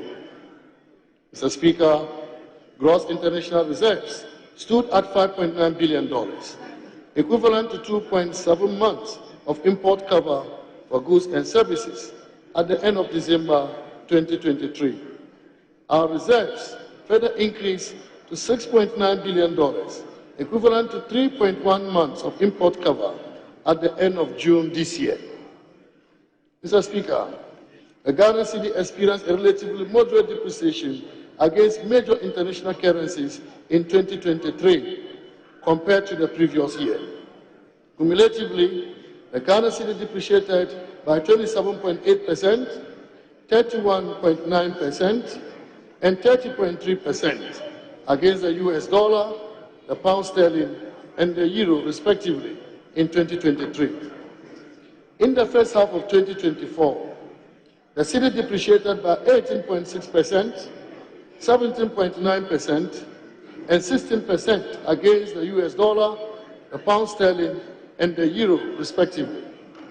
This compares to a depreciation of 22%, 26.3%, and 23.8% against the US dollar, the pound sterling, and the euro, respectively, in the first half of last year. Mr. Speaker, government fiscal operations for 2023 shows significant improvement in the fiscal balances, demonstrating an effective fiscal consolidation with the primary balance on commitment basis reducing by over 4 percentage points of GDP in 2023 relative to 2022. The fiscal performance for 2023 is presented within the context of the revised 2023 overall deficit on commitment basis, which has a target of 5.7% of GDP, with a corresponding primary deficit of 0.5% of GDP. On cash basis, the revised 2023 overall deficit target was 6.4% of GDP. Overall budget deficit on commitment basis was 31.5 billion Ghana cedis, 3.7% of GDP, compared to the mid-year budget target of 49 billion Ghana cedis, 5.7% of GDP. Primary balance on commitment basis was a deficit of 2.2 billion Ghana cedis, 0.3% of GDP, which was an improvement over the deficit target of 4.1 billion Ghana cedis, 0.5% of GDP, and a significant improvement from the deficit 4.3% of GDP recorded in 2022. The overall budget balance on cash basis was a deficit of 28 billion Ghana cedis, 3.3% of GDP, which is much lower than the target of 55 billion Ghana cedis, 6.4% of GDP, and down from the deficit of 10.6% of GDP recorded in 2022. Primary balance on cash basis was a surplus of 1.4 billion Ghana cedis, 0.2% of GDP, which is an improvement compared to the deficit target of 10.1 billion Ghana cedis, that is 1.2% of GDP, and the deficit 3.2% of GDP recorded in 2022. Mr. Speaker, provisional data on government fiscal operations for the first half of 2024 indicates that revenue mobilization and expenditure execution were broadly in line with the target, resulting in an overall budget deficit on commitment basis of 21.3 billion Ghana cedis. This corresponding primary balance on commitment basis was a deficit of 2.3 billion Ghana cedis, that is 0.2% of GDP, compared to the deficit target of 2.4 billion Ghana cedis, also 0.2% of GDP.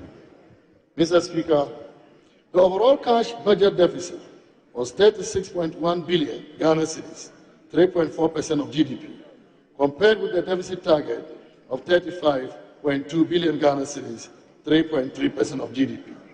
The corresponding primary balance on cash basis was a deficit of 17.1 billion Ghana cedis, 1.6% of GDP, compared with the period target of 8.8 billion Ghana cedis, 0.8% of GDP. Mr. Speaker, total revenue and grants for the first half of 2024 amounted to 74.7 billion Ghana cedis, 1.9% below the target of 76.1 billion Ghana cedis. Despite the shortfalls, the outturn shows a nominal year-on-year growth of 24.6% and constitutes 42.3% of the budget's total revenue for the year. The revenue performance was mainly driven by the strong performance in non-oil tax revenue and non-oil non-tax revenue, which partly offset the shortfalls in oil receipts for the period. Mr. Speaker, total expenditures commitment amounted to 95.9 billion Ghana cedis, below the budget target of 104.8 billion Ghana cedis. Mr. Speaker, as at end December 2023, the provisional central government and guaranteed debt in nominal terms was 608.4 billion Ghana cedis. This was made up of 351.1 billion Ghana cedis and 257.2 billion Ghana cedis for external and domestic debt, respectively. Mr. Speaker, the provisional total central government debt as at end June 2024 stood at 742 billion Ghana cedis, equivalent to 70.6% of GDP. This indicates an increase of 22% due to the effect of the cedi depreciation and disbursements from creditors. The stock consists of external debt of 452 billion Ghana cedis and domestic debt of 290 billion Ghana cedis, representing 60.9% and 39.1% of the total debt stock, respectively. As a percentage of GDP, external and domestic debt represented 43% and 27.6%, respectively. Mr. Speaker, Ghana's medium-term macroeconomic and financial outlook and prospects remain positive and favorable, despite the challenging global environment. The ongoing improvement in the implementation of the IMF-supported post-COVID-19 program for economic growth reinforces our commitment to navigate through global uncertainties and address domestic challenges. Government's unwavering dedication to maintaining macroeconomic stability, promoting investment, and enhancing social protection programs continues to re-echo our objective of building back better. Mr. Speaker, it has become necessary to revise the 2024 macroeconomic framework due to recent domestic and global economic developments, including the impact of the debt restructuring. Mr. Speaker, key revisions to the macro fiscal targets for 2024 include overall real GDP growth rate revised upwards from 2.8% to 3.1%. Non-oil real GDP growth rate is revised upwards from 2.1% to 2.8%.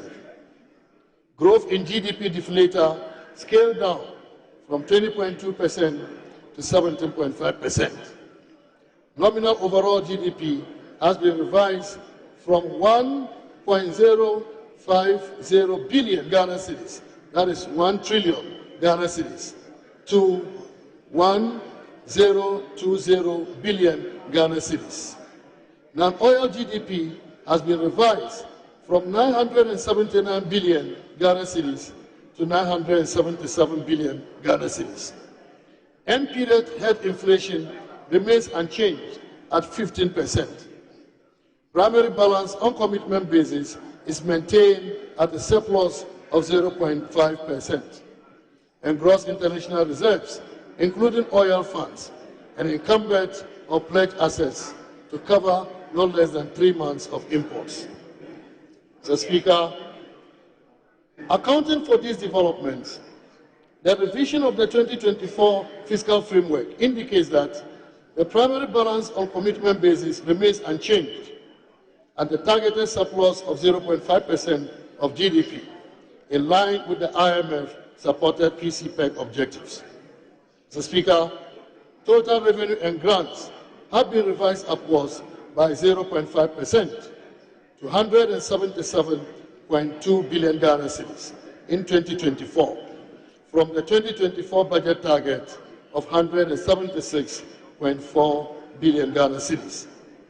This largely reflects increase in non-oil tax revenue, which has been increased from 14.8 billion Ghana cedis to 15.6 billion Ghana cedis to reflect dividends from interest accrued in the ESLA accounts. Mr. Speaker, total expenditure on commitment has been revised downward by 2.1% to 219.7 billion Ghana cedis from the original budget projection of 226.7 billion Ghana cedis. This revision is largely on the back of interest payments, which has been revised downwards by 7.9 billion Ghana cedis to reflect the impact of the external debt restructuring on external interest payments. Mr. Speaker, the overall balance on commitment basis has been revised from a deficit of 50.3 billion Ghana cedis to a deficit of 42.5 billion Ghana cedis. The primary balance on commitment basis is therefore maintained at surplus of 0.5% of GDP. Mr. Speaker, the cash deficit of 54.1 billion Ghana cedis is expected to be financed from foreign and domestic sources. The net foreign financing will amount to 15.2 billion Ghana cedis, representing 28.1% of the total financing for 2024. Foreign financing will include disbursements from the second and third tranche of the IMF program and World Bank Development Policy Operation Funding. Mr. Speaker, the domestic financing will amount to 38.9 billion Ghana cedis, representing 71.9% of the total financing for 2024. This is expected to be sourced from the issuances of debt at the short end of the domestic market and inflows from Ghana Petroleum Funds. Mr. Speaker, the 2024 medium-term debt strategy will continue to build on the strategy implemented in the first half of the year. The strategy will focus on an appropriate financing mix aimed at supporting fiscal consolidation without compromising macroeconomic stability and debt sustainability. Mr. Speaker, I am pleased to report that government has made substantial progress since the completion of the domestic debt exchange program in September 2023. We've successfully honored 2 coupon payments, with the second payment of about 5.9 billion Ghana cedis in February 2024. Furthermore, we are on track to make the third coupon payment of 6.1 billion Ghana cedis in August 2024. The timely payments of these coupons will undoubtedly improve investor confidence in the domestic market and bolster the overall economy.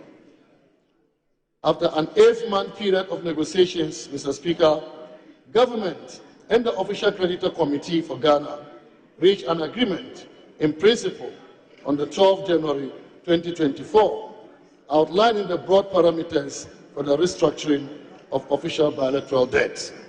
Subsequently, on the 11th June 2024, government and the OCC reached an agreement on an MOU covering the restructuring of about $5.1 billion of the official bilateral debt. Mr. Speaker, as I indicated earlier, I am pleased to report that this agreement resulted in debt service relief amounting to $2.8 billion over the course of the IMF program 2023 to 2026, which will provide critical liquidity support to the economy.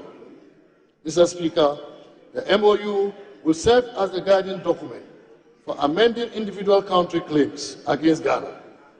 The next critical step is a direct engagement with the bilateral creditors to implement the mutually agreed restructuring terms.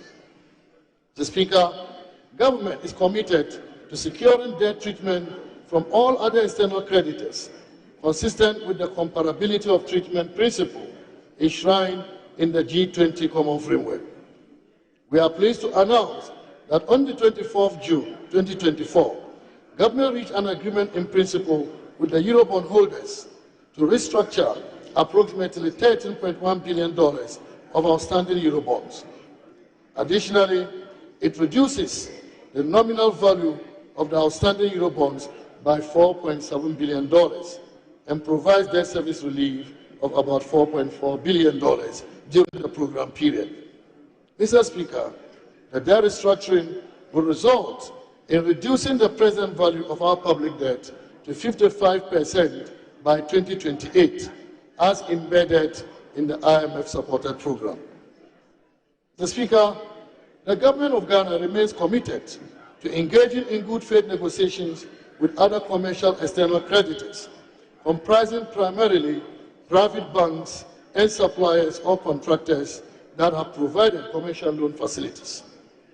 Our objective is to finalize restructuring agreements with these creditors that uphold the principle of comparability of treatment and addresses Ghana's requirement for debt relief, ensuring a comprehensive and sustainable approach to our external debt obligations. The debt restructuring has been a crucial pillar of Ghana's economic recovery from the 2022 crisis. It has helped to restore confidence in the economy, and the following benefits are evident: rapid restoration of macroeconomic stability and debt sustainability, avoidance of steeper fiscal adjustment, creation of fiscal space for development spending, and prevention of a domestic and external banking crisis. Mr. Speaker, despite the benefits, we remain committed to exercising caution, informed by the lessons learned from our experiences and the sacrifices of the Ghanaian people. Our debt strategy going forward includes deepening reforms to ensure irreversibility and building buffers to reduce vulnerabilities and enhance resilience. Mr. Speaker, in the 2024 budget statement and economic policy, government outlined a series of revenue measures consistent with the medium-term revenue strategy. The measures reflected the commitment of government to improve the tax-to-GDP ratio from the current 14.1% to 18 to 20% by 2027. In the 2024 budget, government amended existing legislation to give effect to the revenue measures. These measures also aim to broaden the tax base and improve tax compliance for a more equitable and efficient revenue system. Mr. Speaker, whilst not all the measures were implemented in the first half of the year through enhanced compliance and enforcement, the Ghana Revenue Authority exceeded its mid-year target by 0.2%. Similarly, non-tax revenue performance, as at the end of June, exceeded the target by 14%. Mr. Speaker, in line with its commitment to ensuring full disclosure of retained internal generated funds by public institutions, government has deployed the Ghana.gov platform to over 1,500 public institutions and also rolled out the Ghana Integrated Financial Management Information System, GIFMIX, to 287 IGF-reliant public institutions. As at the end of June, 140 public institutions, including GRA, had gone live and received payments through the platform, totaling 56.4 billion cedis, an increase of 34.6% compared to the same period in 2023. Mr. Speaker, for the rest of the year, the Ministry of Finance will deepen engagement with both GRA and relevant stakeholders to effectively implement policy, administrative, and regulatory measures to ensure that the revenue targets are met. Mr. Speaker, to broaden the tax base, a simplified digital solution for the operationalization of the modified taxation scheme will be deployed, as well as an electronic bookkeeping system. Additionally, 2,000 more taxpayers will be onboarded onto the electronic invoicing system, the EVAT system, by the close of the year. GRA will also continue with the cleaning of the taxpayer register and onboard more taxpayers onto its electronic systems to improve the taxpayer experience and compliance. In addition, GRA will continue to enforce and enhance data sharing with other tax jurisdictions to boost revenue mobilization. Government will reinstitute the integrated property tax system by synthesizing data from MMDAs, lands valuation, ECG, and other relevant government agencies to create a comprehensive digital property record database that will transform property data management and ensure a more efficient and accurate property tax system. Mr. Speaker, to enhance revenue mobilization by IGF-reliant covered entities, discussions will be held around provisions of incentives to those institutions that exceed their revenue target for the year. The Ministry will continue the deployment of the Ghana.gov payment platform to remaining public institutions and ensure that all those already onboarded go live. Additionally, the outstanding activities for the full rollout and utilization of the gift mix for the processing of IGF expenditures will be completed by the end of the year. Mr. Speaker, government will also develop a framework for the reintroduction of road and bridge tolls to facilitate the processes for the implementation of a modernized and efficient road and bridge tolling system commencing in 2025. Government undertook to ensure that we will have stability and also ensure that the economy continues to grow. Government also continued the implementation of ongoing programs and seeks in this mid-year review to provide an update on the progress and the outlook for the rest of the year. Mr. Speaker, government is determined to improve road infrastructure in the country. This has been done through the construction of new roads and the upgrade and maintenance of old ones. The rehabilitation and maintenance of road infrastructure nationwide are at various stages of completion. These include Joabosu, Boinzan, ongoing roads, Winneba-Kasua, Karaga Town roads, Bushabu Town roads, Tolun Daboya road, Nanton Karaga Bushabu Highway, Sefuwesu Town roads, Accra Kumasi roads, and many other roads. Some of the completed road projects include the Diesoba, Esinchim, Manshia, Anchi, Adekrom, Deborah Camp, and others. Sunyani and Brekum inner city roads, Atebubu town roads, Asinfosu, Dunkwa, Koko station, Kwahu Tafu, Miasu roads.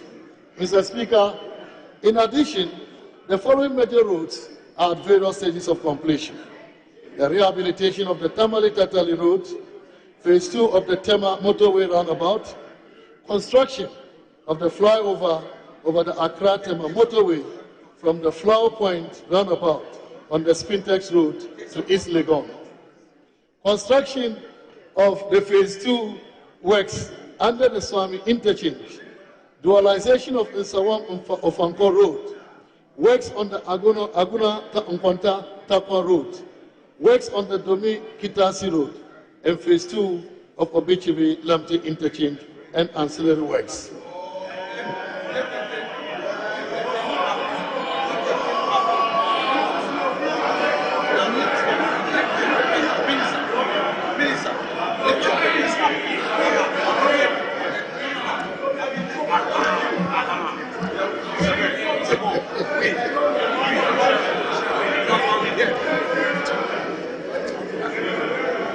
Mr. Speaker, our commitment to building an efficient railway network is not just about transportation. It is about fostering economic growth, creating jobs, and enhancing connectivity throughout our nation.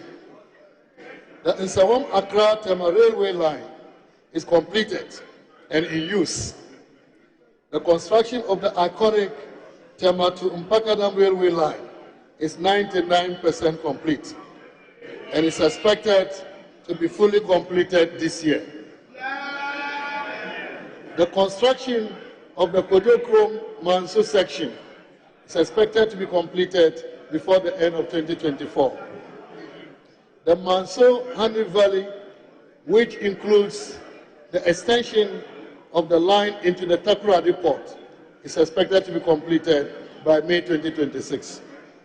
Mr. Speaker, government constructed about 10 fishing ports to improve the livelihood of fishing communities. The Jamestown Fishing Port, which is the last project, is expected to be completed and commissioned by the end of 2024. Mr. Speaker, construction of an oil and gas services terminal at the Takoradi port is 77% complete. In addition, construction of Phase 1 of the Bonkara Integrated Logistics Terminal is about 70% complete. Mr. Speaker, government, in collaboration with its social partners, has developed a draft labor bill 2024 to strengthen labor administration and regulation of the world of work. Key reforms proposed include strengthening labor migration governance, improving employment coordination, extension of maternity leave, and introduction of paternity leave, among others. The labor law is expected to be promulgated before the end of this year. Government continues to reform and position the Youth Employment Agency as a facilitator of jobs for the teeming youth of our country. In the first half of the year, about 90,000 beneficiaries were engaged, including 15,000 youth in community policing, 6,000 youth in community health, 1,500 in prison services, and 2,100 youth in garment and apparel. Mr. Speaker, as part of the preparation towards the conduct of the 2024 presidential and parliamentary elections, the Electoral Commission registered voters in 268 district offices and 775 electoral areas. The Commission also compiled the special voters list and managed applications for vote transfers and proxy voting. Mr. Speaker, during the first half of 2024, the National Commission for Civic Education carried out sensitization and awareness creation for a total number of 3.1 million people regarding the peaceful conduct of the 2024 general election. Mr. Speaker, as part of activities to effectively coordinate security coverage for the electoral activities this year, the Police Service has established the Police Election Security Secretariat under the authority of the National Election Security Task Force. Mr. Speaker, in line with our commitment to upholding the rule of law, we have constructed a 12-story state-of-the-art law house to accommodate the Office of the Attorney General and Ministry of Justice. This significant project, originally initiated by His Excellency the President during his tenure as Attorney General in 2001, was officially commissioned by him on June 10, 2024. Mr. Speaker, there has been a consistent reduction in irregularities reported by the Auditor General since 2020. Between 2022 and 2023, irregularities reduced by 32%, amounting to savings of about 5.2 billion Ghana cedis. Also, due to the policies, guidelines, and the PFM measures implemented by the Ministry of Finance, about 99.26% of all irregularities identified in 2023 by the Auditor General are recoverable.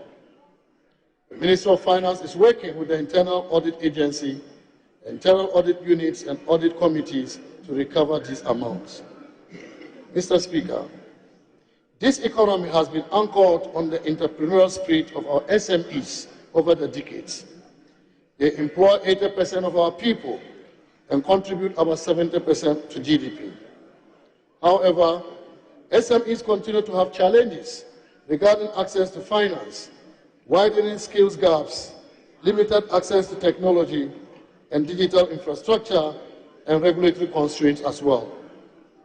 Mr. Speaker, as I indicated earlier, the SME Growth and Opportunity Program, SME Go, has been launched to connect SMEs with resources, expertise, and opportunities. Altogether, we've mobilized about 8.2 billion Ghana cedis through Development Bank Ghana, Ghana Exim Bank, Ghana Enterprise Agency, and other partners for SMEs to grow and increase competitiveness in regional markets. We are grateful to the IFC for the $400 million and to the Africa Development Bank for the $45 million support provided towards this program.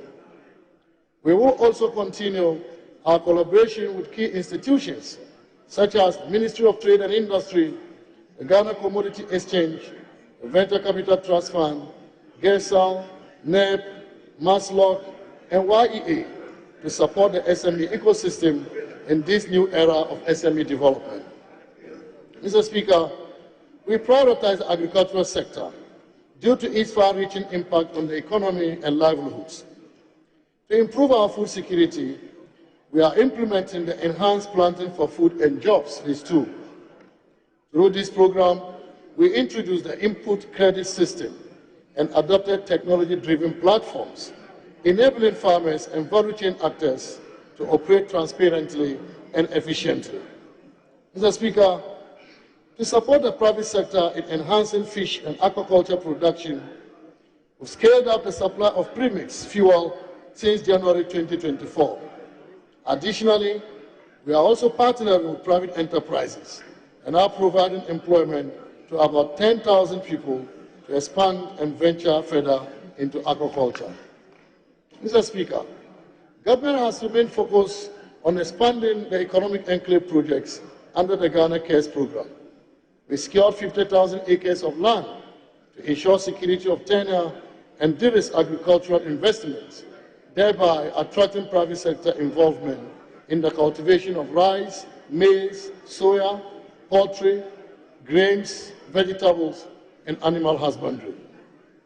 At the Kusunya EEP in the Greater Accra region, government has taken significant steps to de-risk private sector operations for the cultivation of rice, including the completion of 18 kilometers of feeder routes from Chopoli Junction on the main Accra-Ada route to the enclave, extension of 18 kilometers electricity to the enclave, development of a 20-kilometer irrigation canal for consistent water supply and year-round farming.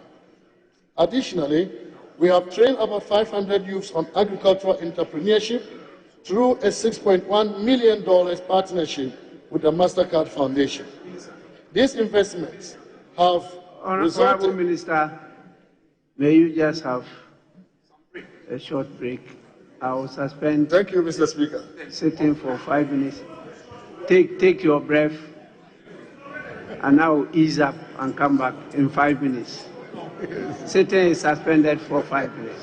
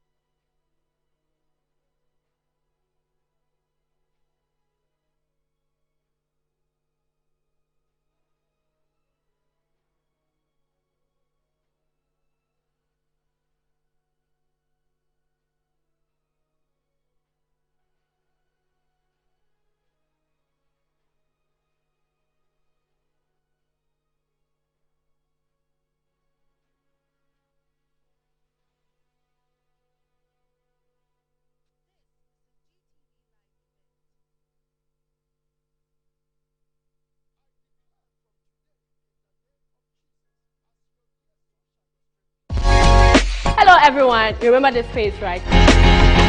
My name is Nanaya Tanua Boache, a familiar face on Entertainment Review. On ER Extra, I'm bringing you the unexpected, the extra, and the undercurrents behind the entertainment news. You can call it a weekly recap on Entertainment Review on Metro Television, but ER Extra brings you the extra you have been waiting for.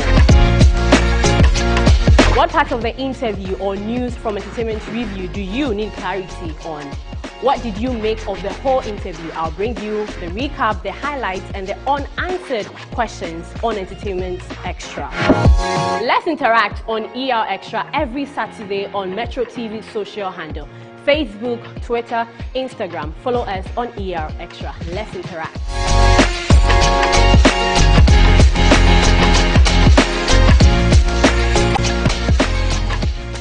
The Akufo-Addo government, which began in 2017, has shown remarkable transformation in the educational sector under the ministerial leadership of Dr. Yao Osei Edochum. The implementation of numerous initiatives in the form of infrastructure development, formulation and implementation of policies and programs such as the free SHS, as well as investments in TBS institutions, STEM schools and basic to secondary schools have resulted in massive transformative achievements. These achievements are expected to empower future generations with essential skills needed for personal growth and national development. In the light of these, I bring you documentaries highlighting the transformative achievement in the educational sector, spearheaded by the Minister for Education, Honorable Dr. Yao Osei Edochum. Watch the Transformation Agenda series on education this and every Wednesday at 6:30 p.m. and on Fridays at 8:30 p.m. Transformation Agenda series on education, reimagining education for national development.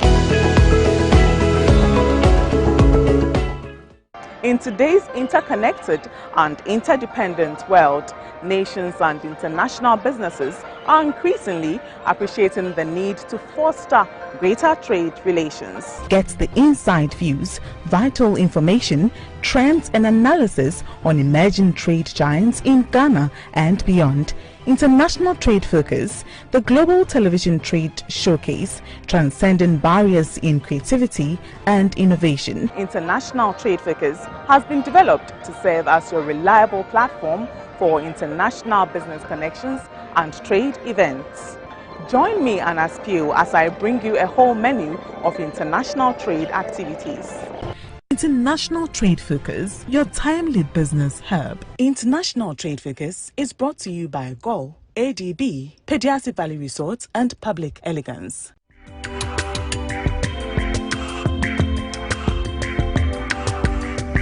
International Trade Focus is brought to you by GOL, ADB, The law is pertinent to every aspect of our lives, and so lawyers must not be the backup plan for the rainy day only. Nothing received from a client should be put in a lawyer's personal account until such time that the money has actually been earned. It is very dangerous to perpetuate the theory that it is narcotics that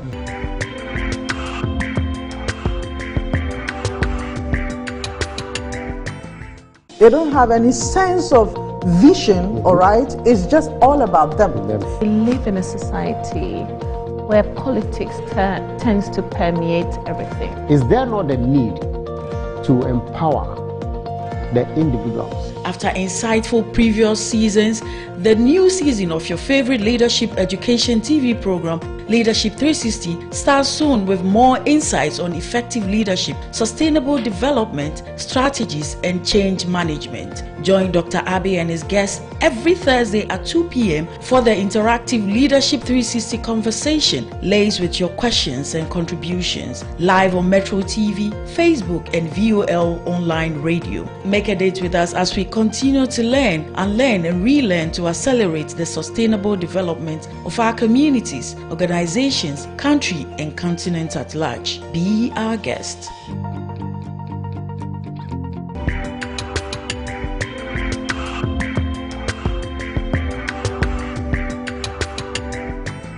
Leadership 360 is brought to you by GOL, V5 Solutions Limited, and FV Global Consults. You agree with me that a lot of people think that the free SHS system that your government implements is in a mess. Not at all. I don't think it's in a mess. You see, one of the most important things about the free SHS is access. Access is such an important thing when it comes to human development. Revealing conversations on national issues, deep insights on human health, and exciting conversations on life's most interesting and complex situations. There's still in the fridge. Price. And leave some for me. Hello, this is Rosie, and as you know, Lifestyle with Rosie is a show about Ghana and for Ghana. Because we have seen in this country where a drug dealer who indeed wanting to contest to be elected as a parliamentary, as an MP of a particular constituency. And mind you, during that time, there were people within the NPP who raised concerns. So make a date with me every Saturday at 5 p.m. La la la, let's cook.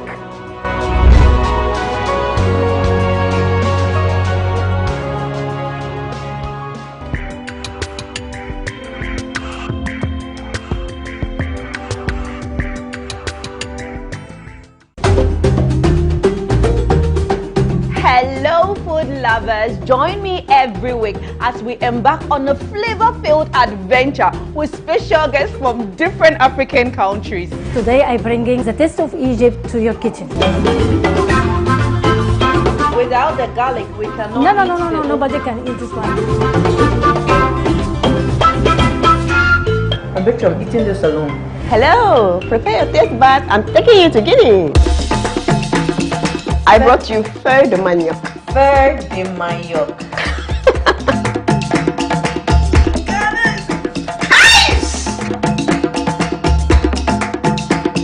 Oui, allez laver les mains.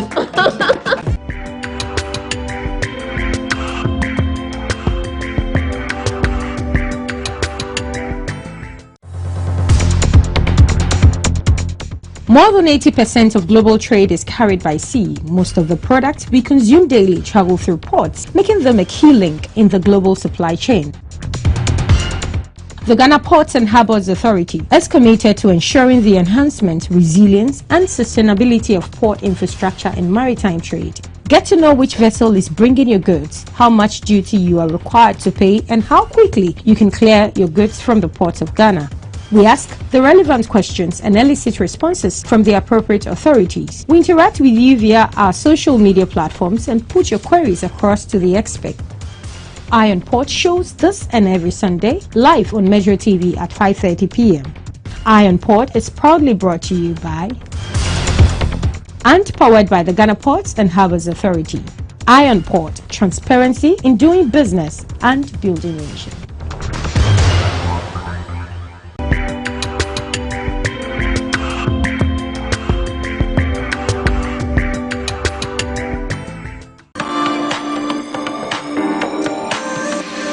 I know February, we are obviously bringing the crown home. Okay, I was a little nervous, but it went well. So, I would say it was the best experience. And of course, Match is going to win, like, hello.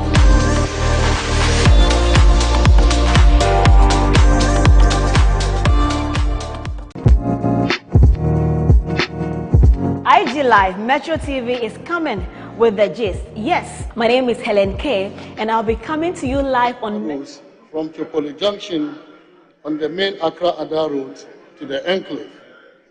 Extension of 18 kilometers electricity to the enclave and the development of a 20-kilometer irrigation canal for consistent water supply and year-round farming. Additionally, we have trained about 500 youth on agricultural entrepreneurship through a $6.1 million partnership with the MasterCard Foundation. These investments have resulted in 397.5 tons of rice harvested in the phase 1 of the project. They are also leveraging approximately $7 million in climate funds from the World Food Programme. Mr. Speaker, at Kumeu in the Ashanti region, we've developed and allocated 1,000 acres of land to build the largest poultry brooder house and hatchery in Ghana. Additionally, 600 acres of rice has been harvested and 300 acres of maize has been cultivated in the first season of production.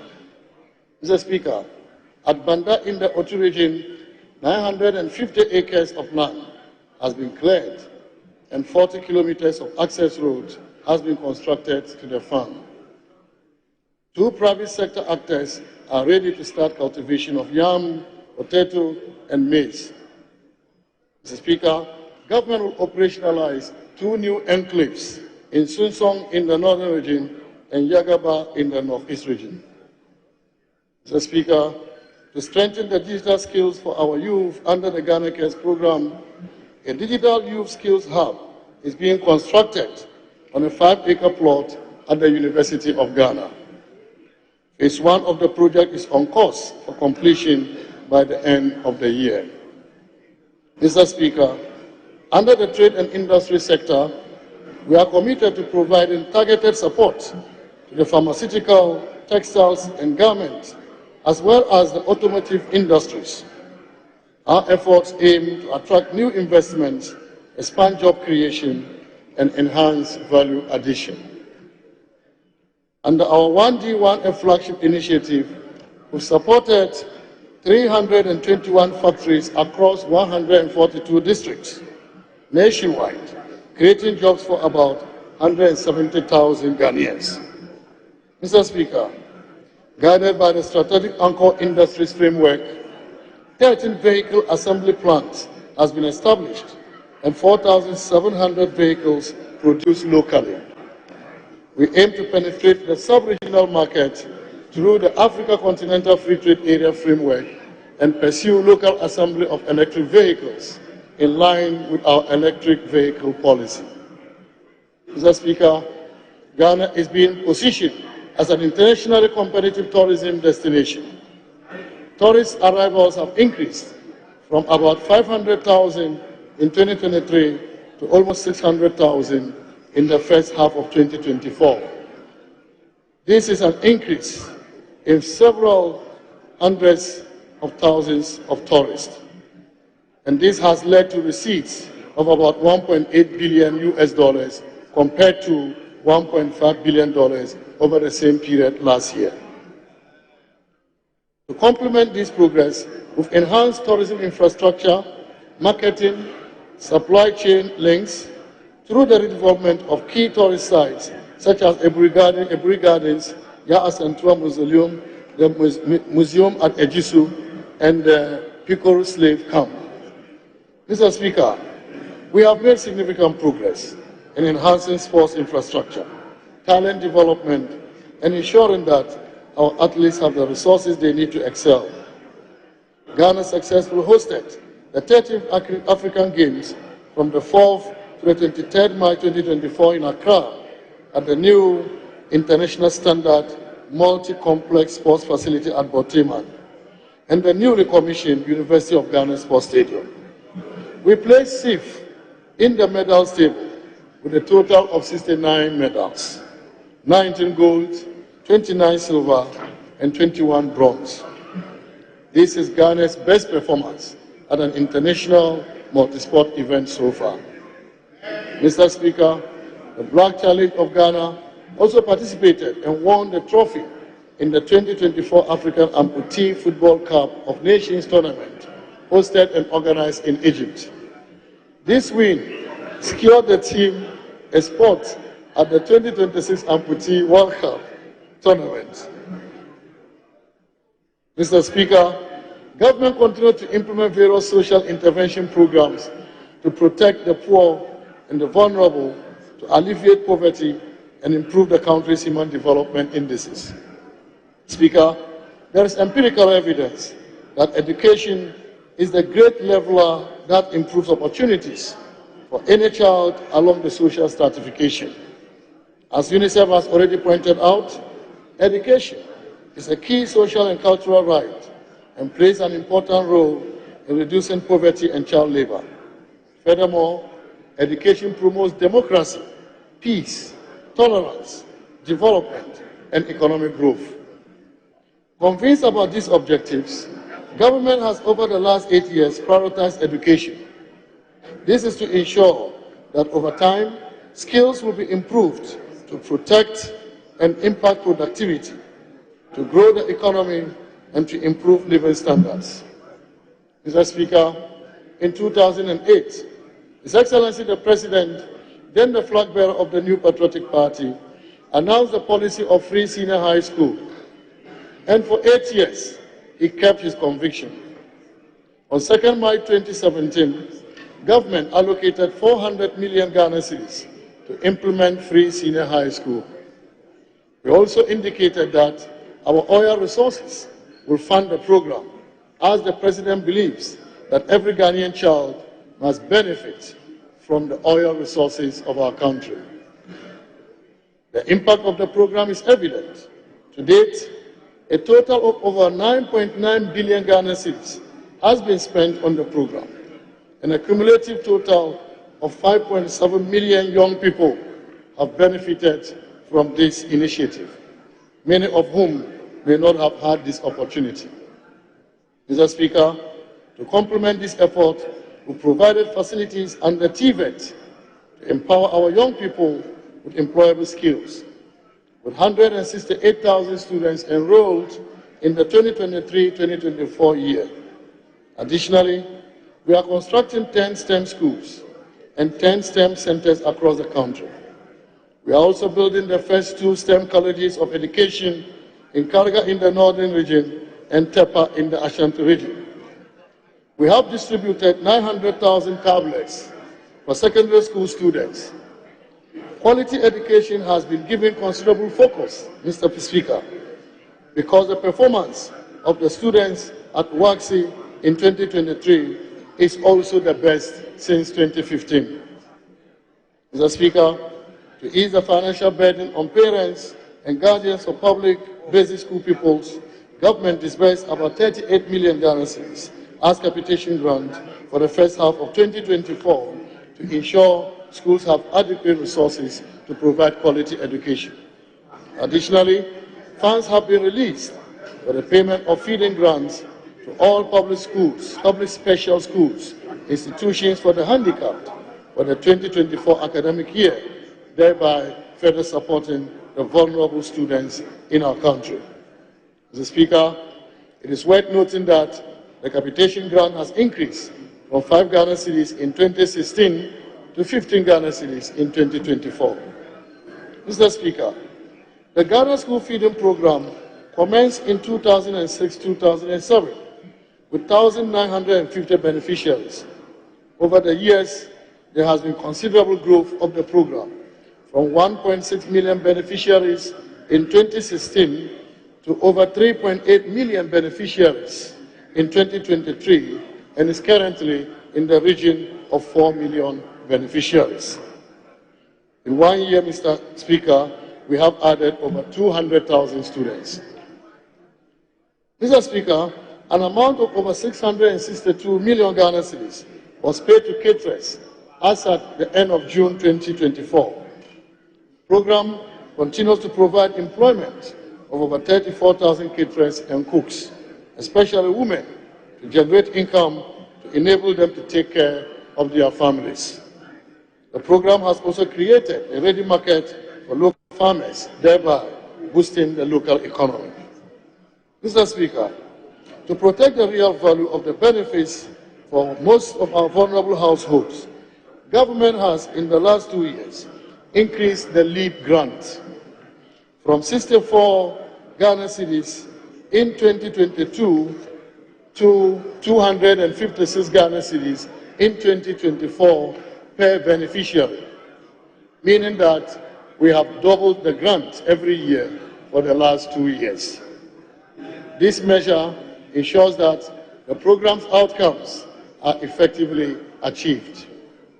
Under the enhanced LEAP, the number of beneficiary households has increased from 212,917 people in 2016 to 324,073 in 2024. Mr. Speaker, as part of government digitalization agenda, the e-health project is progressing steadily, with concentration on health centers and polyclinics this year. As of June 2024, A total of 49 polyclinics and 144 health centers have been connected, enhancing access to patient data at the point of care, claims management, and real-time biosurveillance data. This has significantly strengthened the country's health delivery system. Mr. Speaker, the following projects were completed between January and June 2024. The Urology and Nephrology Center of Excellence at the Kuala Teaching Hospital, district hospitals at Kumeu and Fomina, and CHIPS compounds at Debiso, Nkrofo, Denchira, Anani Krum, and Kwanyako, and many more CHIPS compounds across the country. Mr. Speaker, as part of government efforts to increase access to health service, the National Health Insurance Authority reviewed the benefit package to include childhood cancers, prostate cancer, mental health care, annual health check, dialysis services, and care for sickle cell patients. Mr. Speaker, by the end of 2024, the NHIS intends to increase enrollment of active members from 14.5 million, representing 44.3% coverage, to 20.8 million, representing 63.5% of the population. NHIS will also intensify sensitization on the electronic enrollment platforms by introducing cashless payments, integration with GiveMix platform, e-receipts, and e-payments. Mr. Speaker, government continues to honor the payment of trainee allowances. A total amount of 290 million Ghana cedis was paid as allowances to 104,000 nursing trainees from January to June 2024.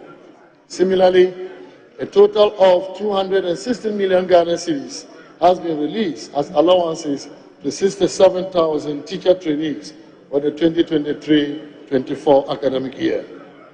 Mr. Speaker, government initiated the implementation of various activities towards achieving effective management and utilization of water resources, as well as improving the general water quality. Works progress steadily under the Water for All agenda. The following projects are completed: Ejura Water System, Wunensi Water System, and Bole Water System.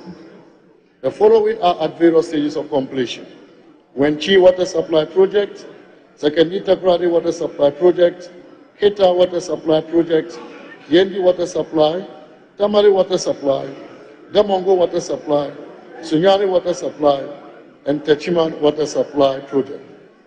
Government is further committed to increasing access to improve sanitation and water supply in Greater Accra and Ashanti regions.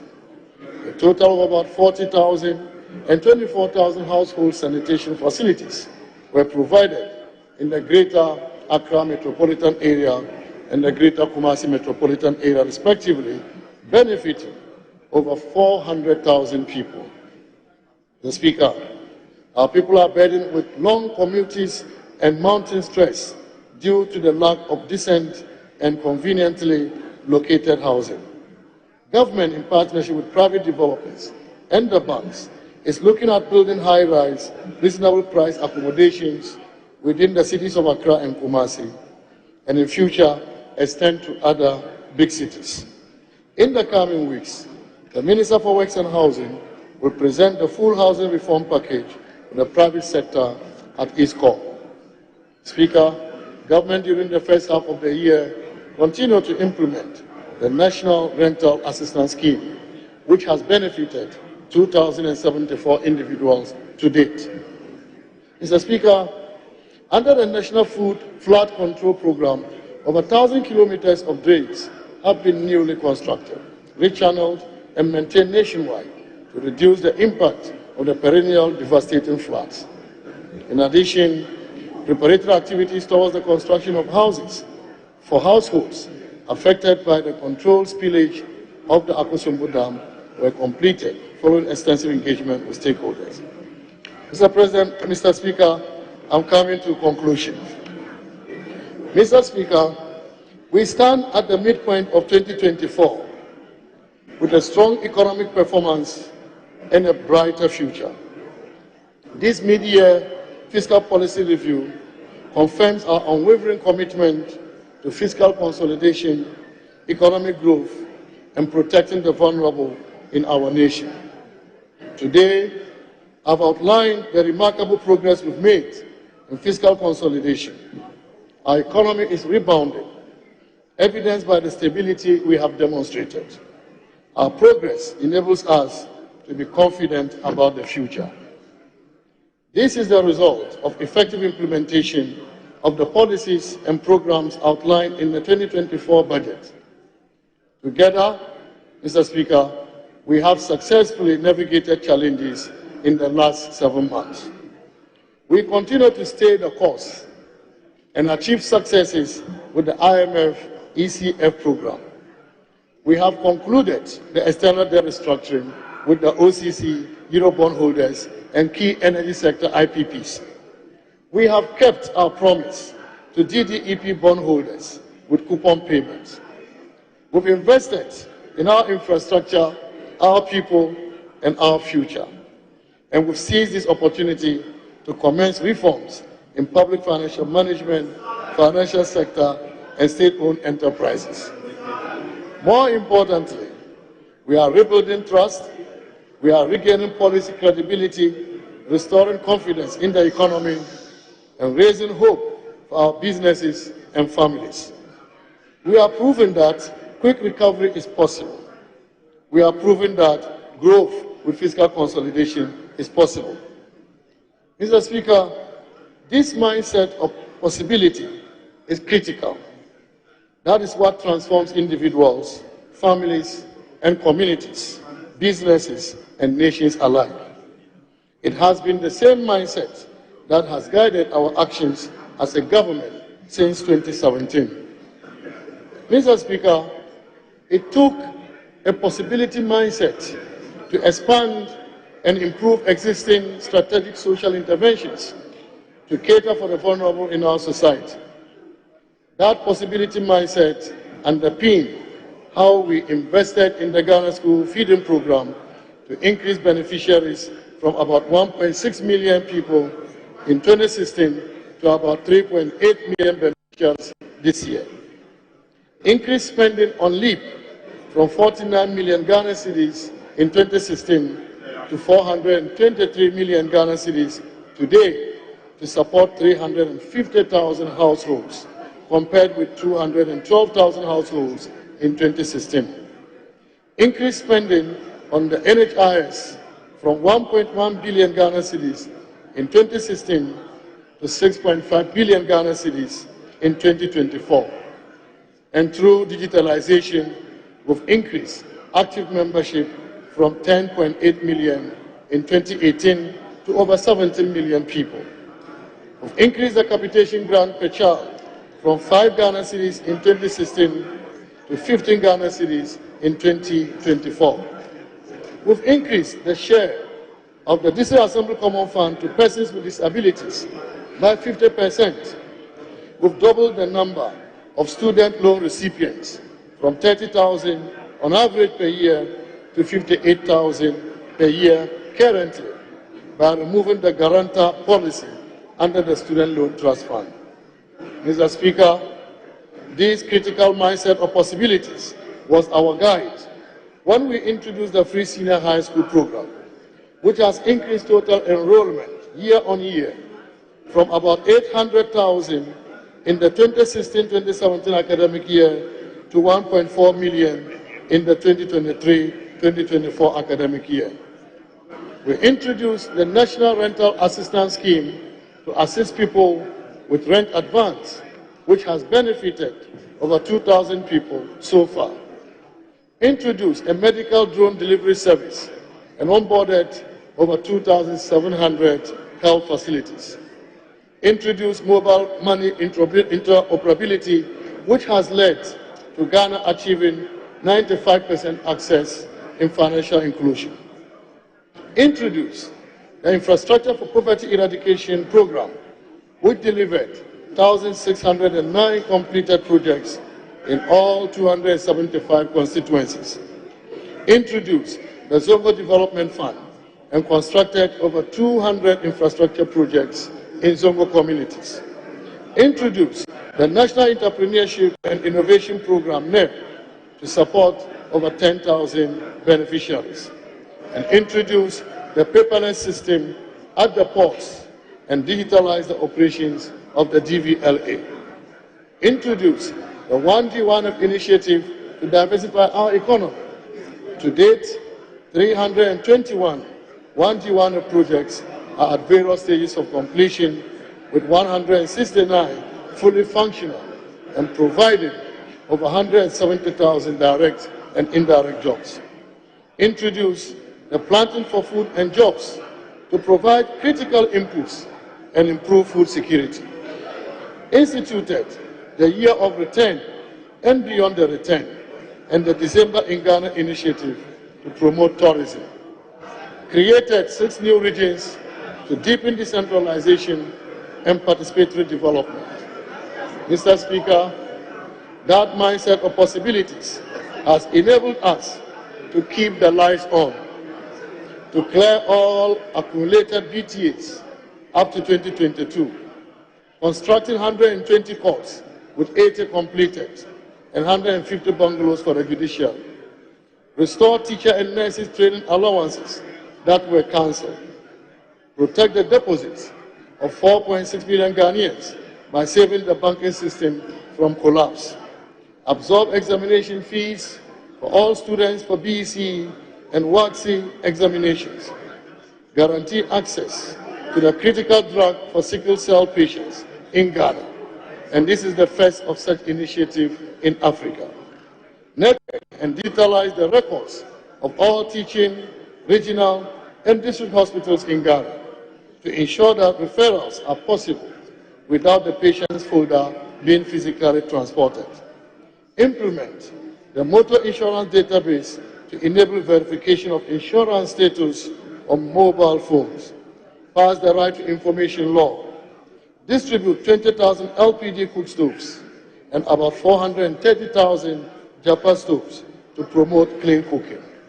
Mr. Speaker, the same mindset of possibilities was present when we faced COVID in 2020. We demonstrated compassion to ensure that we paid public sector workers full wages even when revenue sharply declined, provided free water to all households for a year, provided free electricity to lifeline consumers and a 50% discount to other consumers for a whole year.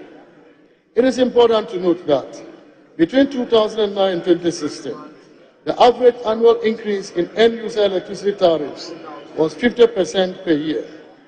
Between 2017 and 2023, the average annual increase was 11.1%. We commenced Agenda 111 health infrastructure projects, and they are at various stages of completion. We rolled out the 750 million Ghana cedis CAP bus program to directly support micro, small, and medium-sized enterprises. Established a 2 billion Ghana cedi guarantee facility to support all large enterprises and for job retention. Provided cooked meals to 27 million vulnerable persons and worked with faith-based organizations to distribute dry food packages to 470,000 families. Mr. Speaker, we also have demonstrated what this mindset of possibilities can achieve in the infrastructure space. We increased the road network from 78,000 kilometers to nearly 100,000 kilometers. We've invested significantly in road network expansion and improvement, including the construction of over 2,000 kilometers of asphaltic overlay, as well as the rehabilitation and maintenance of about 11,674 kilometers of roads. Completed the Tamale Interchange, Pokwasi Interchange, Temamoto Interchange, Obichibi Lamte Interchange, Flower Pot Interchanges, and other few others are under construction. We've completed and commissioned Prempeh, the first international airport, Yakubu Tali International Airport in Tamale, and phase 1 of the Sunyani Airport rehabilitation. We restored the Kwame Nkrumah Memorial Park, constructed 2 major fishing harbors in Elmina and Jamestown in Accra, completed the iconic Tema Mpakadam Railway, initiated the construction and rehabilitation of Achimota and Sawam, Accra, Tema, Ojokrom Takwa, Ojokrom Mansour Railway. Completed 6 abandoned Eurogate health sector projects and 3 other stall projects we inherited, including Upper West Regional Hospital, Ga East Municipal Hospital, Tyne District Hospital, Tepa Municipal Hospital, Chief Uprasu District Hospital, Asante Akim Central District Hospital, Formina Hospital, Bekwai Hospital, and Kumeu Hospital. We constructed sea defense projects to protect communities. We constructed sea defense projects to protect communities in Komenda, Nimbo Prampram, Axim, Elmina, Anumabo, and Keta. We constructing forward operating bases to enable the armed forces to protect the territorial integrity of our land. Constructed 80,000 metric ton warehouses under One District, One Warehouse initiative. Constructed about 400 out of the 560 small egg dams in the 5 northern regions in fulfillment of the One Village, One Dam promise. Constructed more than 800 sanitation facilities. As a result, we have increased the proportion of the population with access to sanitary facilities from 33% in 2016 to 80.8%.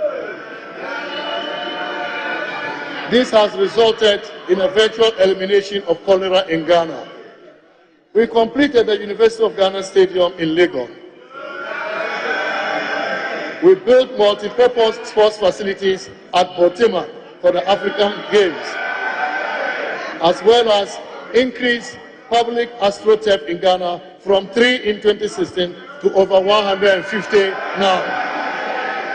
Extended more rural telephony network by increasing from 78 sites in 2016 to 1,008 sites today. Constructed more public libraries and have increased the total number of public libraries from 61 in 2017 to 115 by 2023. We've added 134.1 megawatt of renewable energy to our energy mix from a low of 37.7 megawatt in 2016. Mr. Speaker, we have used this critical mindset of possibilities to reposition our country for the future. Today, we are the proud host of the Africa Continental Free Trade Secretariat and the Climate Vulnerable Forum Secretariat. In addition, we demonstrated our can-do spirit when we hosted the 13th African Games, the Africa Development Bank Annual General Meetings, Afro-Exim Bank Annual General Meetings, and just last weekend, the 50th anniversary of Badia and the AU Summit. Clearly, Mr. Speaker, Ghana has become the destination of choice for international conferences. Mr. Speaker, we've also become a regional leader in digitalization, and we are preparing our citizens for the 4th Industrial Revolution. Mr. Speaker, these investments are historic and unprecedented. They make a significant difference in our lives as a nation. To achieve the core objective of economic transformation, we must keep at it. Mr. Speaker, we must complete this together. We will continue to prudently manage public finances and protect the vulnerable. We will support enterprises through our SME Go program, invest in agriculture to impact inflation, address food imports, and preserve foreign exchange. We will invest in roads that advance trade integration and productivity. We will improve housing delivery and optimize land use. We will promote the digitalization drive to improve service delivery. Mr. Speaker, we must do this for the sake of the market women who promote trade in our country. We must do this for the future of school children and young graduates. We must do this to support working parents to build their families. We must do this to enable our businesses set up and step out to take advantage of the Africa Continental Free Trade Area. We must do this to protect and care for widows, the aged, and the disadvantaged in our society. We must do this because it is possible. A lot more is possible. Mr. Speaker, we are using this same mindset of possibilities to confront the economic challenges we have faced. Already, we are seeing results. In this mid-year fiscal policy review, we are not seeking additional resources to spend. Rather, we are trying to stay the course within appropriation. Our progress has informed our proposal to reinstate the fiscal rule on the 5% deficit threshold, which we suspended in 2020, and we expect this to take effect in 2025. Let us continue this path with hope and the unwavering belief that together we can achieve greatness. We are building a Ghana that is more inclusive, that is more sustainable, and that is more transformed. Let us rise to the challenge. Let us work together and let us build a future that is worthy of our highest aspirations. Mr. Speaker, as I conclude, I want to express immense gratitude to Allah for His grace, for His mercy, and His favor. He has continued to be generous to me, to my ministry, and to our nation. Even as one of your own, I do not take for granted the support this House continues to give me. I want to acknowledge my predecessor, Mr. Speaker, Honorable Ken Oforiatta, for his leadership and dedication of service in the Ministry of Finance. Mr.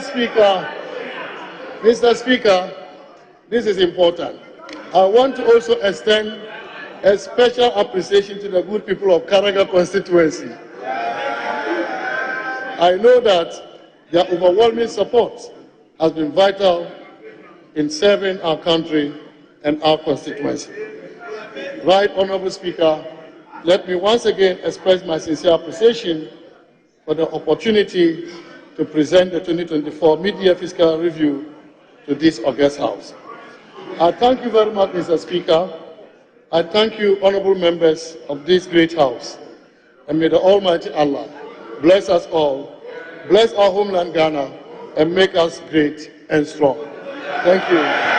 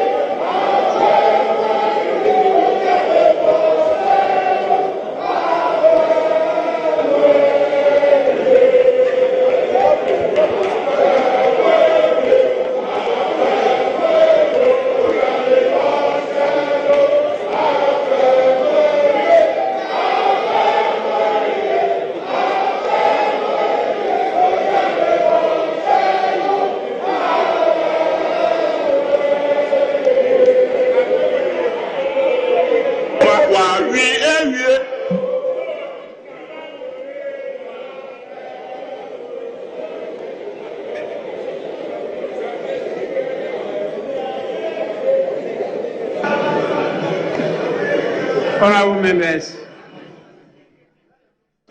before I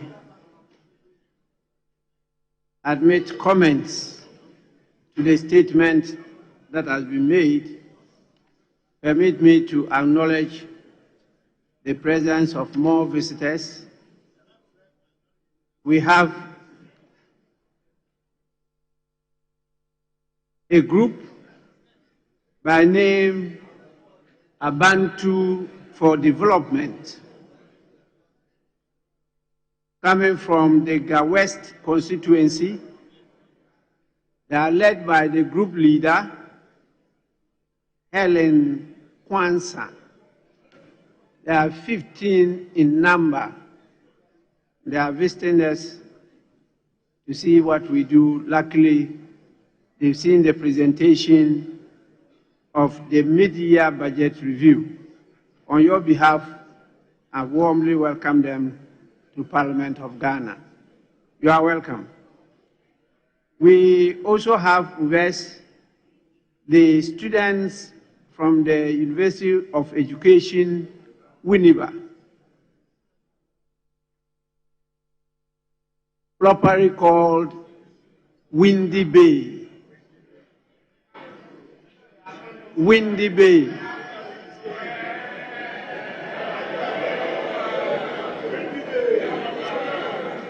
Yes. It's a struggle to pronounce Windy Bay that is now known as Winneba. They are 128 in number, and they are being led by the Political Science Students President, by name Michael Yeboah. And this university, as you all know, is located in the Efutu constituency, now occupied by the majority leader.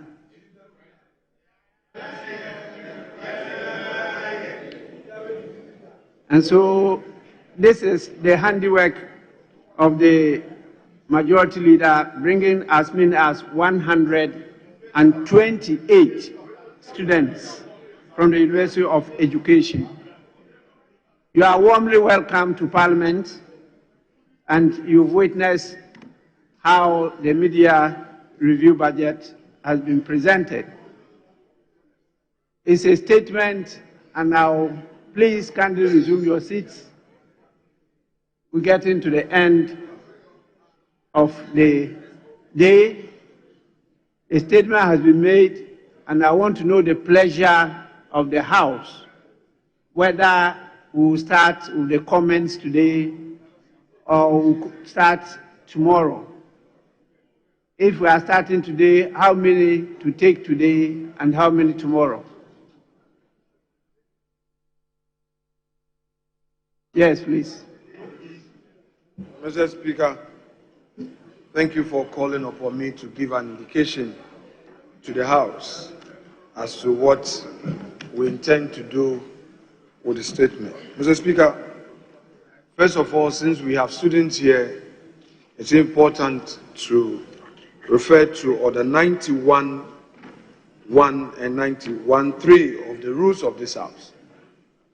What the Minister has just done is well rooted in our rules that, with your leave, Mr. Speaker, I shall read Order 91.2, that the Minister of State may make a statement of government policy, and the statement shall A, be limited to facts which are necessary to be made known to the House, B, not contain matters that are likely to provoke debate, and 3, a member may comment on the statement, and the comment shall not provoke debate. Mr. Speaker, so the statement, as we all know, was limited to known facts.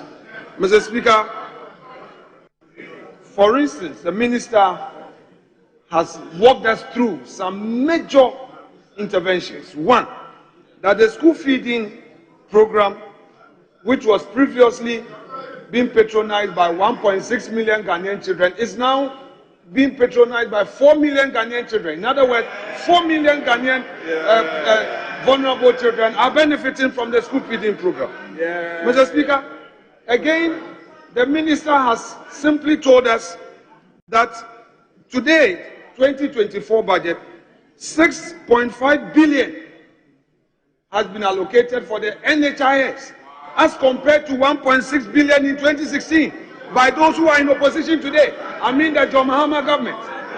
Mr. Speaker, leap. These are mere comments, introduction. These are not debates. Mr. Speaker, leap. Mr. Speaker, leap. As of 2016, when they left and they couldn't perform and they left, it was just 49 million that they spent. Mr. Speaker, today government is spending 423 million Ghana cedis to cover many people, many of our vulnerable. Mr. Speaker, it is also clear that in 2015-2016, they made some provision in the budget to support education. At the end of the academic year, they had released only 12 million out of the 25 million that they allocated. Mr. Speaker, it is clear from the minister's statement that as of today, government is spending in excess of 400 million Ghana cedis on education. That is the free SHS, which they couldn't implement. Mr. Speaker, these are not matters for debate. These are facts.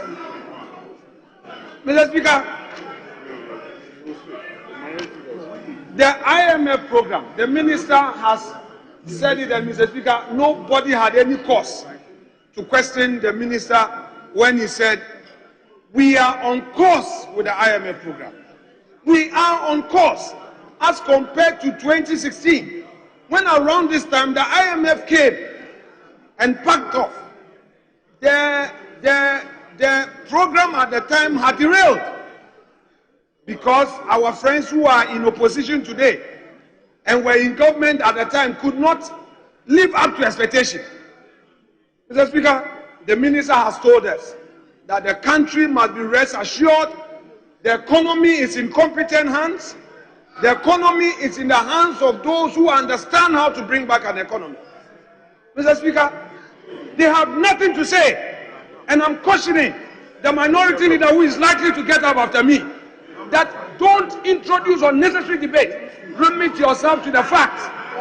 Because the rules, Mr. Speaker, per the rules, he is not supposed to debate. He should know that. In any event, if they are ready for us to comment, Mr. Speaker, we are ready today. Yeah. We want to comment on the minister's statement. But looking at them, they are not ready. Mr. Speaker, looking at them, they are not ready. You guys are not ready.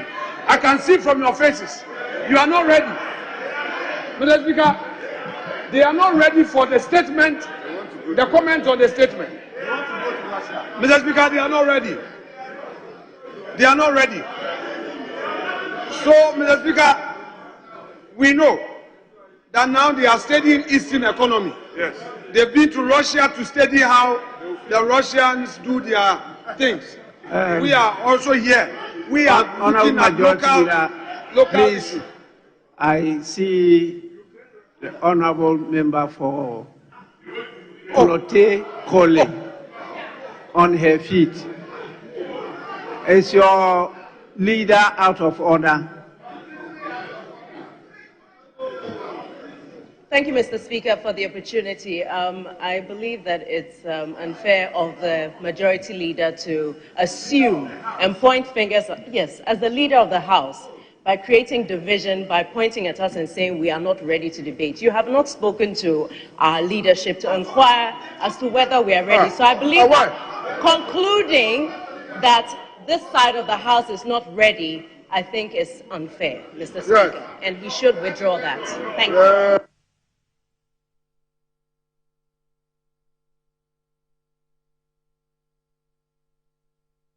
Yes, yes. Mr. Speaker, if they are ready on the comment, not debate. Dr. Forson, minority leader, honorable minority leader, Mr. Speaker, if they are ready for us to comment on the statement, then, Mr. Speaker, I would urge them to comply with the rules.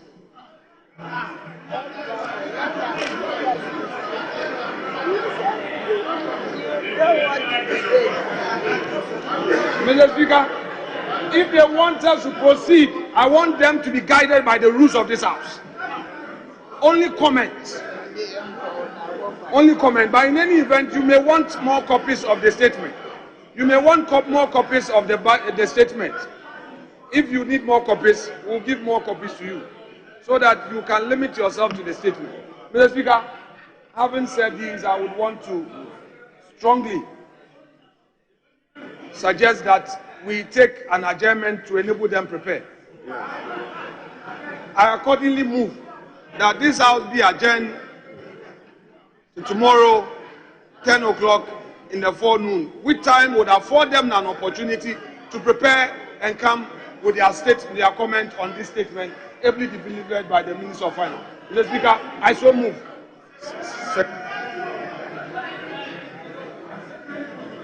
Yes, Minority Leader.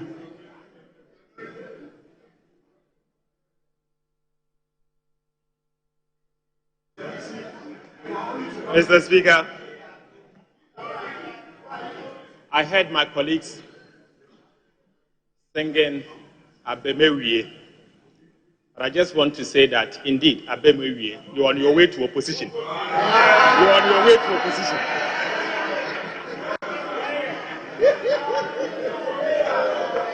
Mr. Speaker,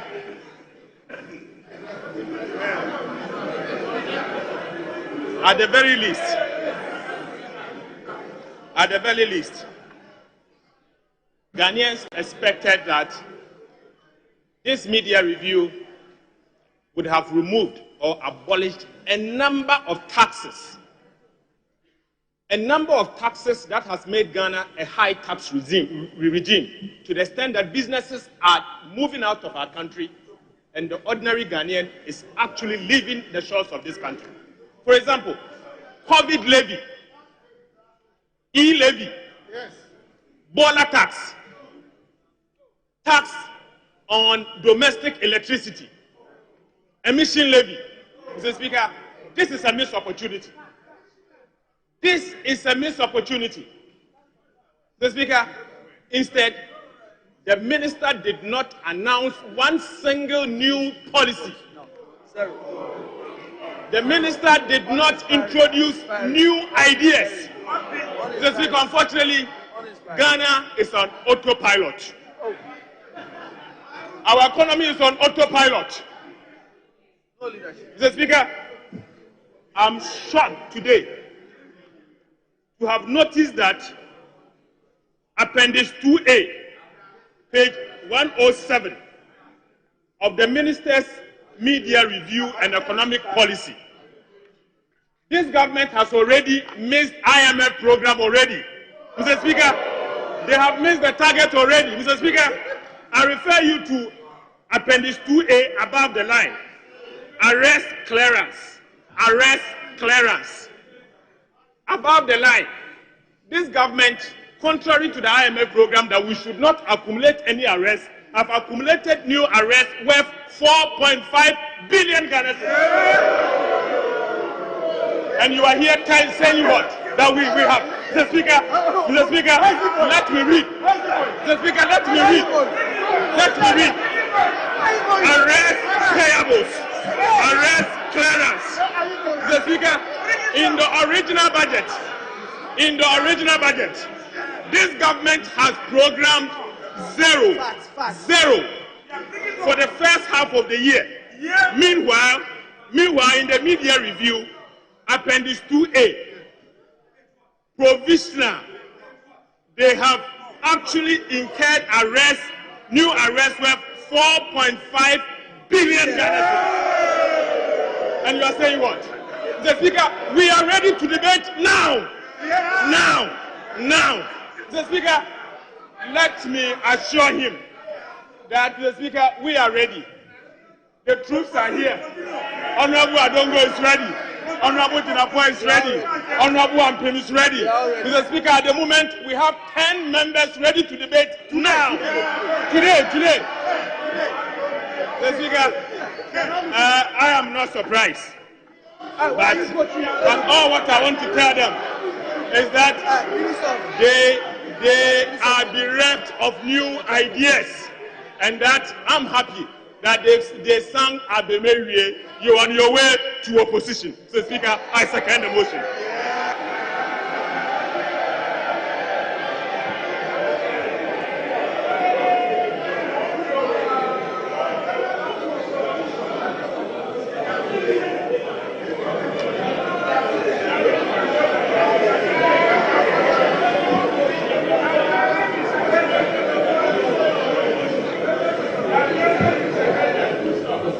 Honorable members, what we just heard from the Minister for Finance came under item 6, statements. It says mid-year review of the budget statement and economic policy of the government of Ghana for the 2024 financial year. The minister premised the statement as stated in paragraph 2 that this mid-year fiscal policy review presentation is in fulfillment of Section 28 of the Public Financial Management Act 2016, Act 921. And so what is going to happen definitely is the determinants of these two. It's a statement coming under a provision of an act. I see that members want to go beyond that.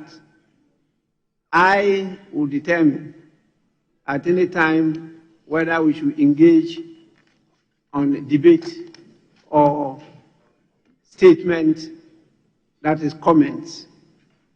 The majority leader, in trying to make his comment, made statements that seem to have provoked debate.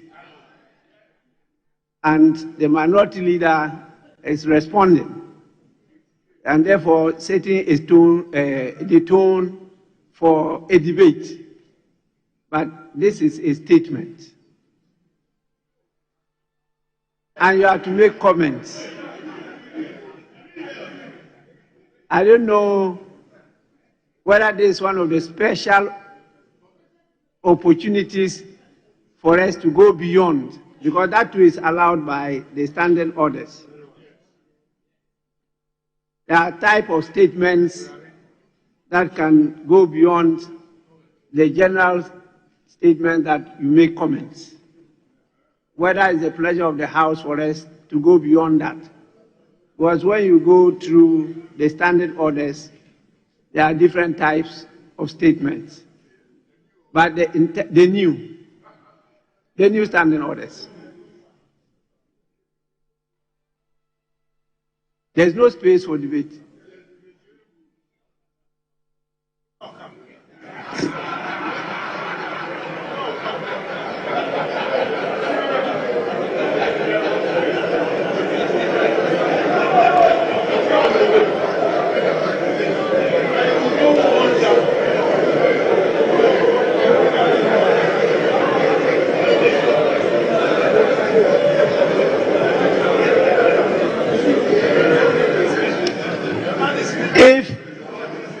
The statement is not the ordinary statement, but the statement itself provokes debate. Definitely, the comments will be responding to the what? Debate. So we will try to manage it, but be guided by the fact that it's a statement. And as we go along, I hope that members will be drawing our attention to the areas that are not normal statements, but statements that have shown that there is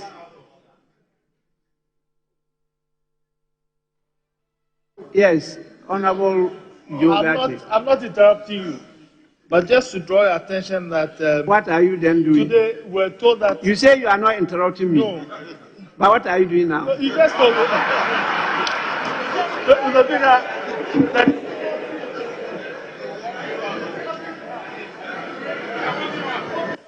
everybody we have is to engage with you. But this is just a short comment that we were told that majority leader. Today when he was talking, I just wanted to tell you that today we're told that he's now leader emeritus. And I want to remind him that being the longest serving member of this House before he became Speaker, you're also Speaker Emeritus. So the discussion being done was Emeritus versus Emeritus. But Mr. Speaker, you didn't give any ruling. So that's why I was inviting you to rule on him, his matter.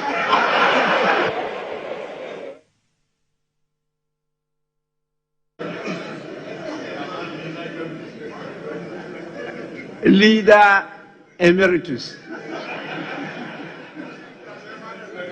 He is my junior brother, so we leave it at that. So we will look at it, because if the statements made by the minister have gone beyond the earlier approval we gave to the budget, it means it's raising debatable issues. And so in your comments, I'll be very, very vigilant to see whether it's debating an issue that he has raised, which we hadn't earlier on given approval. That is what we'll be looking at. There are new standing orders. We'll try through the practice to see whether there are some rough edges for us to smoothen. But generally, these are not matters open to debate. But we may, in looking at the numbers, particularly the data and the language of the presentation, come out with where there are debatable issues or not. But it's not the whole presentation that is open to debate. So we'll be guided by the rules, and as we practice, we'll do our best to make it smooth for all of us. Yes, Leader Emeritus. Now you have a new title. Mr. Speaker, I think what you have heard today should open our eyes to something that we have not thought of before. Because the orders provide for debating budgets. And that is from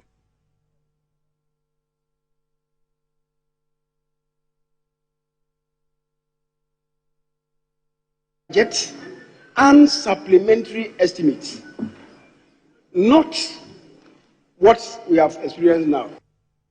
That's a review, which does not come with supplementary budget. So maybe with this, Parliament will take a cue to see what must be done when there is a mid-year review that is not accompanied by supplementary estimates. As for, and of course, by that, what is come before us to do is to submit a statement. And the statement also does not lend itself to a debate. And, Mr. Speaker, I see that you are struggling to create space for a debate on a statement. And that is why I'm saying that perhaps as a House, we need to look at it again. Now that we are going through the formative years of the application of the new standing orders, maybe we may have to have a second look at it. Because there's no space for a debate on a review that has not come with a supplementary budget. That's the difficulty. So we should have a second look at that.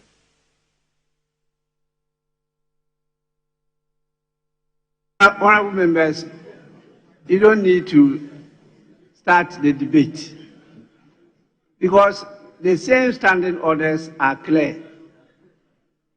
Who has the power to interpret? Is the Speaker.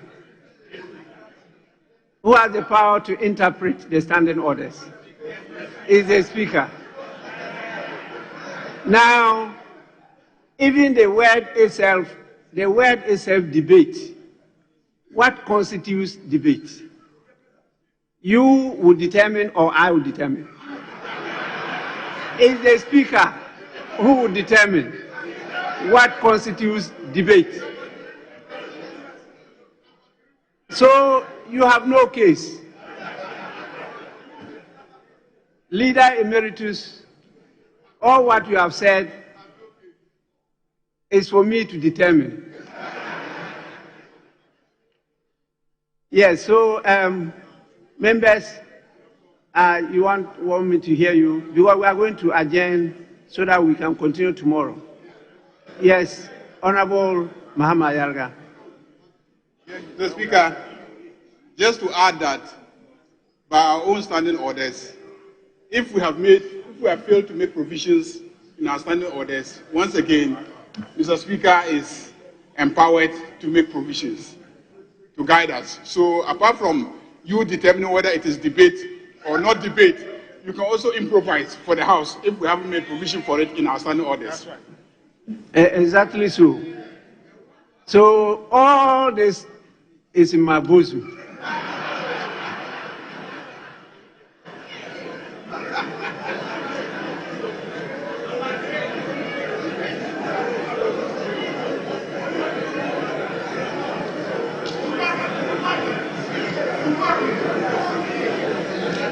You can, after I have decided, contest it anywhere. But in the first instance, it's in my bosom to decide. You can contest it. It's allowed either on the floor of this House or outside this House in the court. But to start with, I am in charge.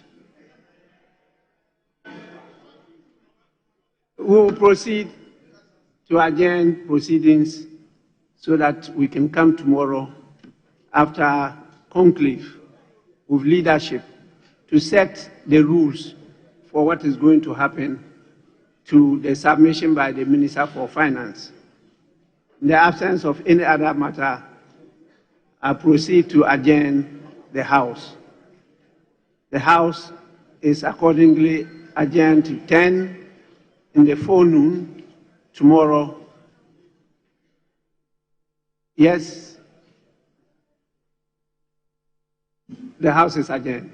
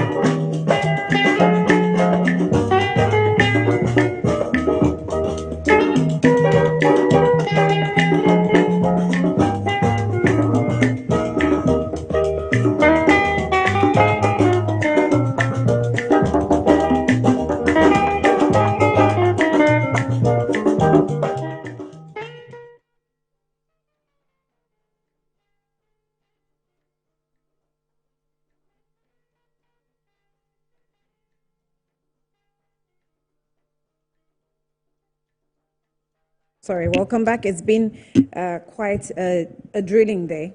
Hours and hours of waiting. Quite a long one indeed from the finance minister. And obviously he gave credit to whom credit is due in his opinion. That is the former finance minister, Ken Oforiatta, who is actually now the he's actually the senior presidential economic advisor and envoy,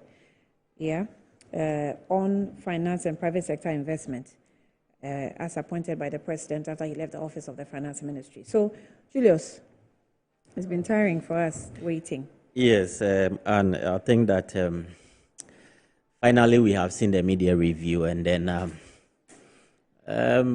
like always, it comes with mixed feelings. That has been the various characteristics of budget that we have over the period. Yes, the business community was eager, myself, I was eager to see some form of a tax cut in a surprise form, but I believe that we didn't get it. So that would be a mixed feeling for our businessmen. In fact, they were advocating for some taxes to be taken off. The Midyear did not come with it. That was a high expectation from your side. Yes, very high expectation, because we've been expecting for, I think, 2 years or 1.5 years down the line, because these are the general sentiment of the public and as well as the business community. So we're not getting this surprise. I believe that we are a bit disappointed, but that is what it is. That is how budgets, comes with that mixed feelings that we've been talking about. But again, the finance minister has done well. I think this was his first presentation, and then standing and then try to read all these statements for about three hours or 4 almost, right? He started around 2, and then it's almost 5, almost less than 5:30. So about 3 hours, some 20 minutes. So I don't know whether something can be done about this whole reading exercise and then trying to. But overall, he touched on. We can, you can give him applause for the fact that it lasted so long, but he still had the strength to go through all that exactly. to the last minute. Yes. But I think that because when he was reading, I was also doing the comparison from the November presentation, which was the budget against 2024, and it was only an update of what had been captured. Some were same data. Yes. I mean, nothing had really changed about it, so it was just being changed. It was just being, we're just updating the people on what we already have, because some don't have any data added to them. Yeah. So when I did the comparison, I just knew that sometimes it's just a waste of time. Exactly. So we have to find a way to summarize. And now, like I mentioned earlier, now that we have a budget committee, maybe they can all look into this and see how best we can summarize, so that when the ordinary person is watching or listening, they don't lose focus or interest. Yes, I at some point, really, yes. you get tired. You get tired. I mean, and there are so many things to talk about. Yes. Yeah, the budget comes with, the budget in itself is a document, and then the economic policies as well. Yes. So there are so many things that, the minister is touching on, as well as the achievement for the government. You could see in the conclusion stages of the budget reading, everything was about the achievement of the government from 2017 till now. And like you rightly said, if you look at the main budget, everything was repeated. If you follow the finance ministry and then the finance minister, most of them in his monthly economic updates, you could see that it's just a reproduction of data. So what it means is that maybe management or leaders of parliament and even the finance ministry can really look at it. You could see that a former majority leader was talking about the fact that this is the first time the Midyear review did not come with a supplementary budget, meaning that the finance minister didn't come to request for additional funding, or maybe usually with Midyear review, you see that the minister has come to request for some additional money. But this time around, there was a revision of expenditure as compared to previous years. And then the revenue targets that we were discussing, they have also increased the revenue figures again. You could see that per the 2024 main budget, revenue figure was 176 billion. Now they've scaled it up to 177. And the expenditure, which is 226, has now been revised downward. So these are the revisions that overall is in the budget. But with the likes of GDP growth rate, we know the data already. There has been increment in the figures. The target from 3.1 now, we are doing around 4.7% in terms of our GDP. When it comes to inflation, we already know where inflation peaked to. Currently is doing 22.8. We were discussing earlier on. When you look at our interest rate, where it started and currently where it is, moving from the 30s to now to the 20s, looking at the various government treasury bills, the bonds that we have for 91 days, 182 days, and then 365, depending on which category of bond that you are looking at, there has been some kind of reduction in interest rates. Yes, this is good for the business community because access to capital and funding, it means that it will come down. But I know that that is the only plus that the business community can take advantage. And the investing public, like we always advocate that government bonds are the safest on the market, and then we can always put our monies there anytime we have some extra monies that we don't know what to do with it. The minister also gave insight into the banking sector, and then we were discussing about the cleanup exercise, the bailout, some monies that has been allocated to cater for our brothers and sisters who lost their jobs. Perhaps their pensions could be paid, their provident funds could be paid to them, and then they will be receiving some form of income that it can help them to better their life or have a new life. And again, if you look at our reserves, these are things that every day we talk about it, increasing from 2.7 of import cover, and we talk about the import bill, which is $10 billion annually. So if you do the math, you know. Okay, just I'm sorry for the rude interaction. We're told that the minority is having a press conference now. Let's cross over. No hope, and it fails to offer a roadmap for addressing the numerous problems facing the people of Ghana. Let me assure you that the National Democratic Congress and the minority in Parliament are aware of the following. We are aware of the hopelessness of our youth who cannot count on the government for jobs. We are also aware of the suffering of the ordinary Ghanaians who cannot afford 3 square meals a day. We are aware of the unbearable hardships confronting the good people of Ghana and businesses. We are aware of the collapsed state-owned enterprises such as the Ghana Cocoa Board. In fact, we are aware of the insolvent Bank of Ghana. We are aware. We are also aware that the rich have become a middle class. The middle class has become poor, and the poor has become poorer. With the World Bank estimating that 33% of Ghana's population will move to extreme poor by the year 2025. We are also aware that this government is leaving behind a high tax regime. And overall, we are also aware, among others, of the poor governance that this government is leaving behind. The NDC pledges. Our pledge is to confront these challenges head-on, beginning January 7th, 2025. Thank you very much.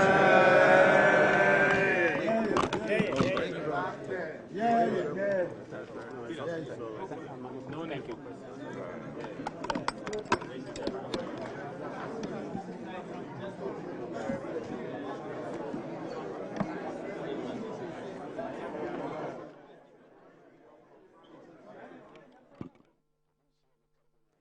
Right, so a brief one from the minority group indicating areas that they expected the finance minister to comment on, and he did not.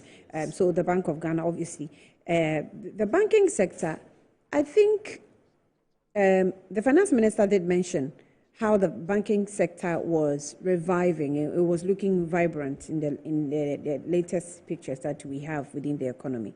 So, well, maybe that was not enough information for the minority, but of course, roadmap for persons who are just currently struggling. They also mentioned the cocoa sector. Yes. And then others. So basically, that's what. I think these 2 key state-owned enterprises that, looking at the IMF restructuring and all that, really affected them. The electricity company, which is the ECG and Cocoa Board, had to have their debt restructured as part of the IMF conditionality. So that is why the minority leader is coming from. So I believe that, yes, Minister of Finance or the Finance Ministry have absorbed some of the costs from these state-owned enterprises. The Bank of Ghana acted as a guarantee in the midst of the difficulties. As a result, led them to the losses that they incurred over the years. That's in 2022, and then even in 2023, we saw their financial statement, and then we are seeing those losses. So currently,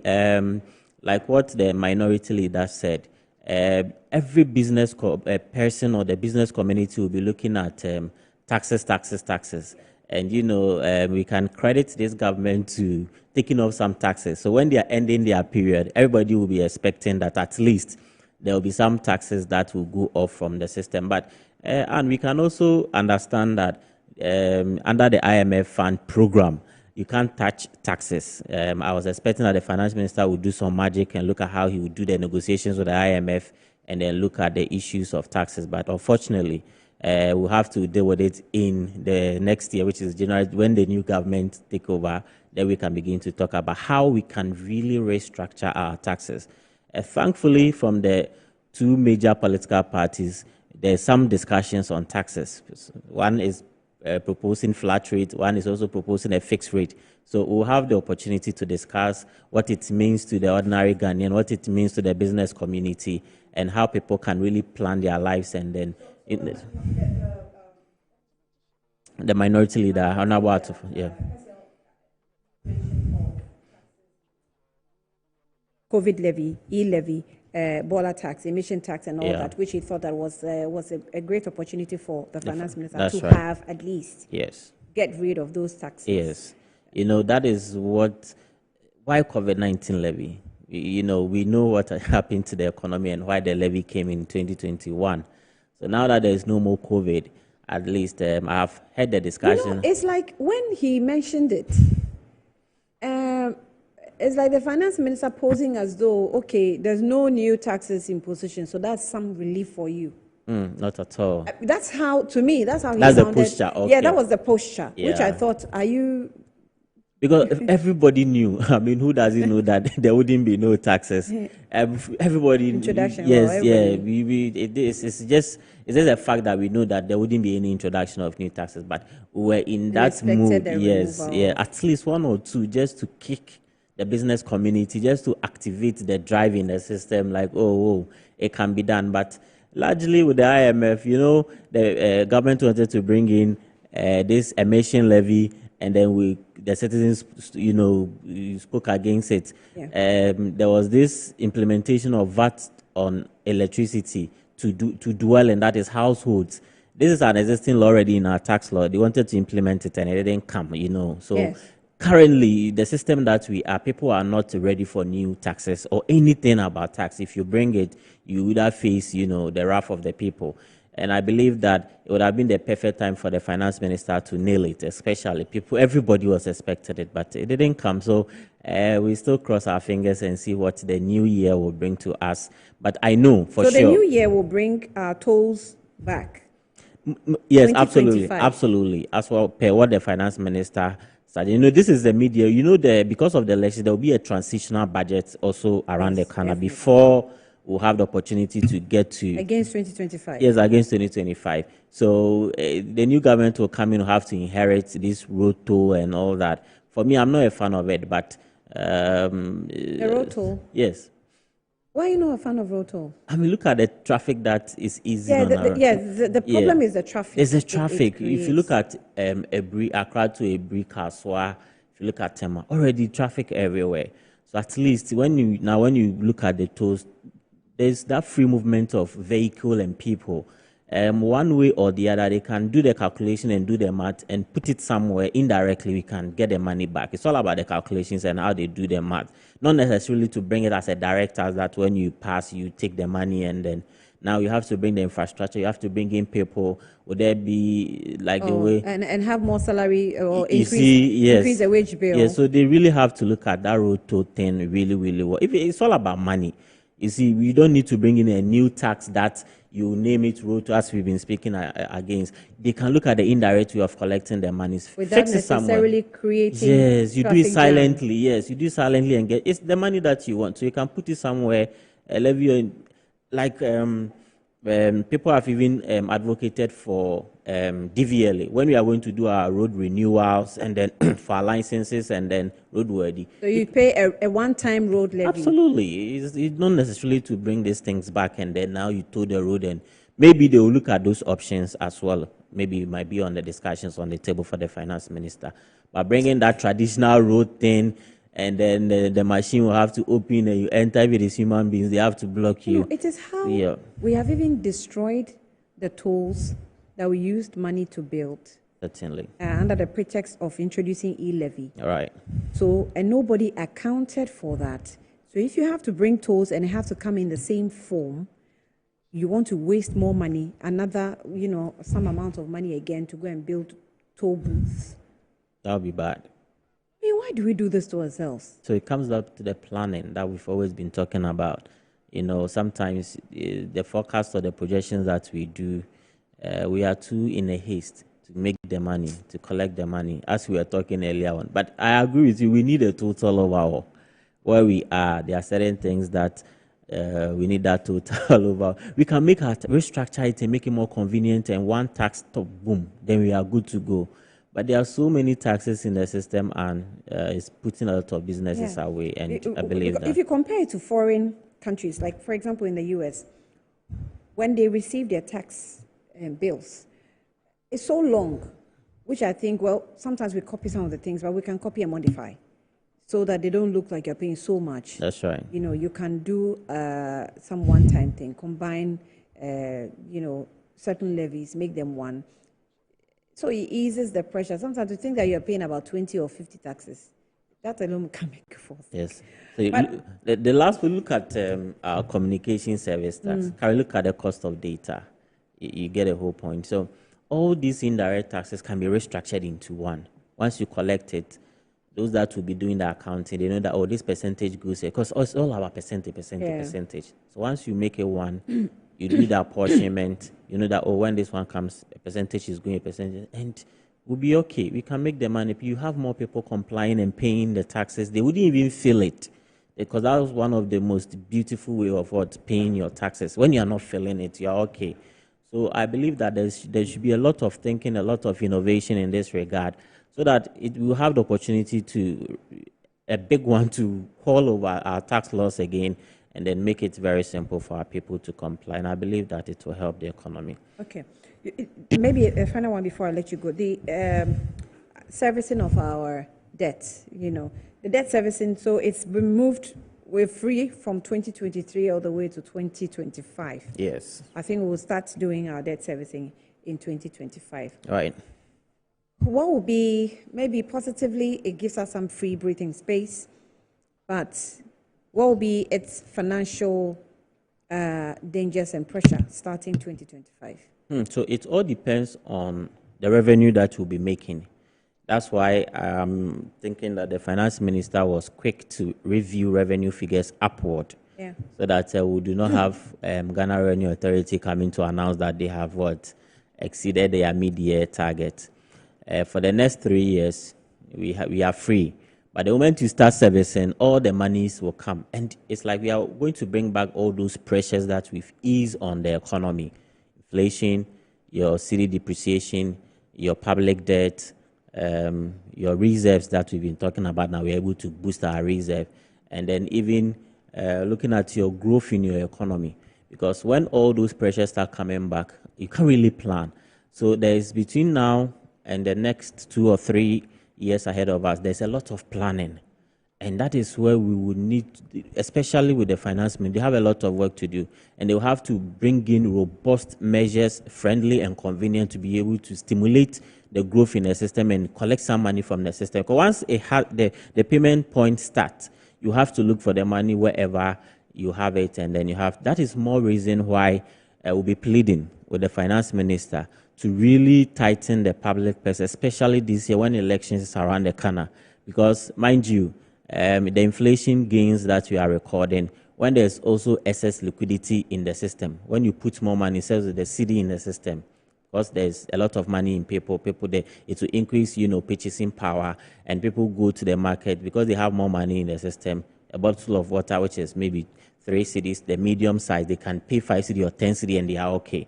So these are things so that... So the debt servicing between 2023 2025 is written off? Not necessarily. We've just pushed it forward. But they have pardoned us or given us some forgiveness on some of them. The finance minister mentioned. Because, we benefited from 4.7 from the Paris scrap. And then the 2.8 also from the bilateral debt, and then the 4.7 from the multilateral, which is the Euro bonds.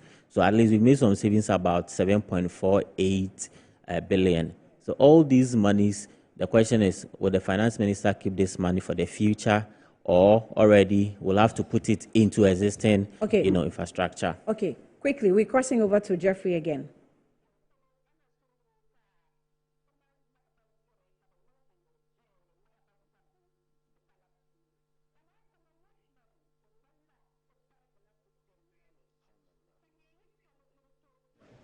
Finally, leader, what would you say to somebody who says the delivery as we just witnessed is uninspiring, because that's what your friend Ato says?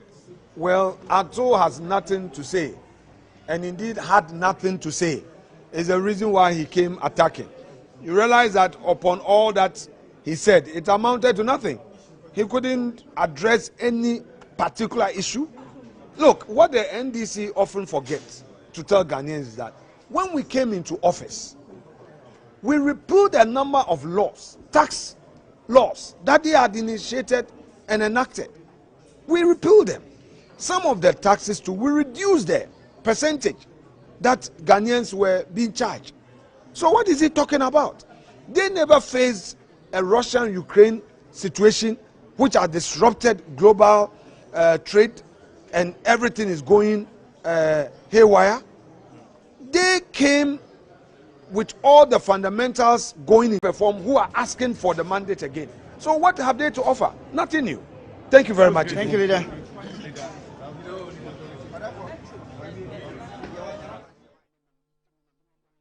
Okay, so I have a message from Ambassador Sampiale, who is texting. He said that the NDC government intends to introduce the annual renewable smart number plate that will take on toll payments, roadworthiness, insurance, driver identity, owner identity, etc. Right. So that is a smart, he said, a smart number plate. So what would that be? So that would encapsulate what we're talking about. That instead of us going through toll booths and paying things like that, this smart plate will capture toll payments, roadworthiness, insurance, driver identity, owner identity. Okay. So it will have all that one-stop shop. Right. So the smart plates, I want, maybe he can come again on the clarification. Are we going to change the current system where we'll have to introduce a new feature on our vehicle, especially with the plate, or we are going to... I think that will be, that's what will happen, because then if you go to the road, DVLA, right? Yes, DVLA, right, yes. to go and do your documents and all that. Yes. If you have the whole old system and this is in place, then it has to be changed for your new system. Right. So I'm this, sure so this is some of the innovations that we are really advocating for. But the point is that we would want to seek more clarification. How is it going to be done, like we are discussing? What will be the procurement aspect of it? So that what will even be the funding? And I was watching the UK elections, and then I was following the policies that both the Labour Party and the Conservatives were implementing, or even, preaching on board.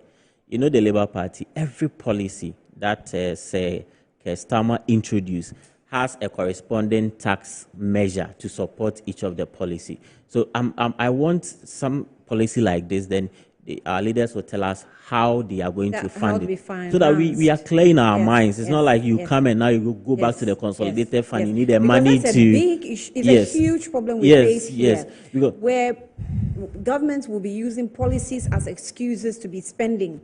And then sometimes you can't even reconcile the spending and the success rate of the implementation.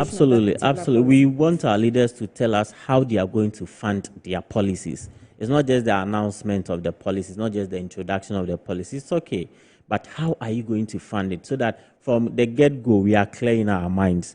If you listen to the US, it's the same thing. But with our people, it's like we keep the promising, the manifesto, and then we go around, we bring out all those things. Now that we are going to see how much money do you have in the consolidated fund. But it was an attempt when the president, before being voted for, when he was candidate, went onto a international platform, and he was asked about how he was going to fund the free SHS. Remember how he struggled to provide an answer to that question? So that is why we want to move the discussion from just the mere announcement of policies. If that is not done, then it means that you will have to file your taxes. The same problem we are fighting now. We'll go and borrow. We'll be doing public debt analysis. We're looking at how we reduce our public debt. Now we have another opportunity. So once the policies are being announced, we have to really ask the tougher questions to our leaders. How are you going to fund it? Don't even wait till you win power. As part of campaigning, as part of telling us the promises, clearly tell us the funding options, so that we know that it's not now that you come into office, then you're looking for the money and then the money is not coming. Because we've not done much, as we are discussing, that structurally we've not structured our tax laws. We're talking about the overhaul that we are still discussing. So if we don't make it more simplified, more convenient, flexible. You know, the finance minister was talking about the e-VAT, the e-invoicing system, and then they've started a phase 1. They targeted the existing companies who have already the systems that they can tap into their IT systems, give them some approval, and they can generate the invoices. How about the informal sector? And that's why we have a lot of people, you know, working, and they're making some form of economic resource or benefit from there. So now they have to move it from the existing companies who are fully established and target the informal sector. So how are you going to do that? And these are the things that we want our leaders to be telling us. All right, Julius Jima, he's a tax expert. Thank you so much for making time with us here. Earlier on, we had Dr. Frank Bano, who is a development expert as well, and he also joined us. He had to take leave of us because we have a fight. We've been sitting since morning waiting for the finance ministry, and it has been done now, delivered. So from 7 p.m. News Night Time, we'll be giving you some more analysis of what has been presented by the finance minister. That is the mid-year budget review, and definitely on Metro TV tomorrow morning, on Good Morning Ghana and other programs subsequently. We'll all be looking at what exactly was in for you and I. My name is Amir Franco for this session of the mid-year budget review. We'll meet you at 7 p.m.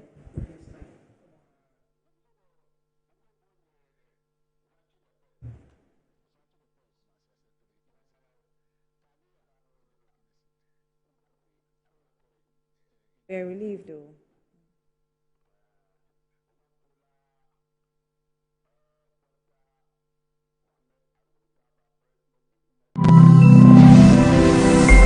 Metro TV, insightful and inspiring moments. The law is pertinent to every aspect of our lives, and so lawyers must not be the backup plan for the rainy day only. Nothing received from a client should be put in a lawyer's personal account until such time that the money has actually been earned. It is very... Lawyer has a right to terminate your engagement.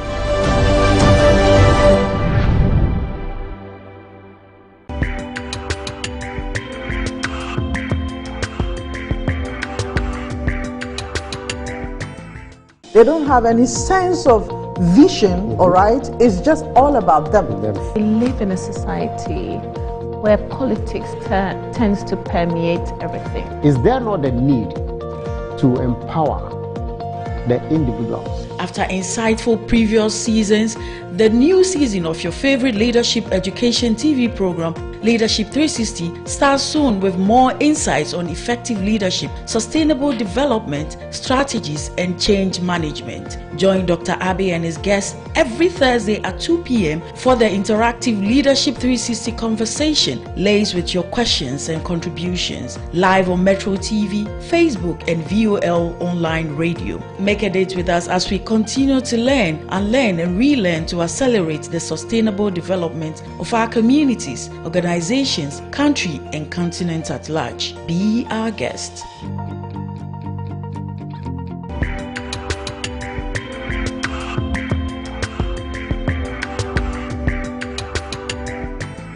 Leadership 360 is brought to you by GOL, V5 Solutions Limited, and FV Global Consults.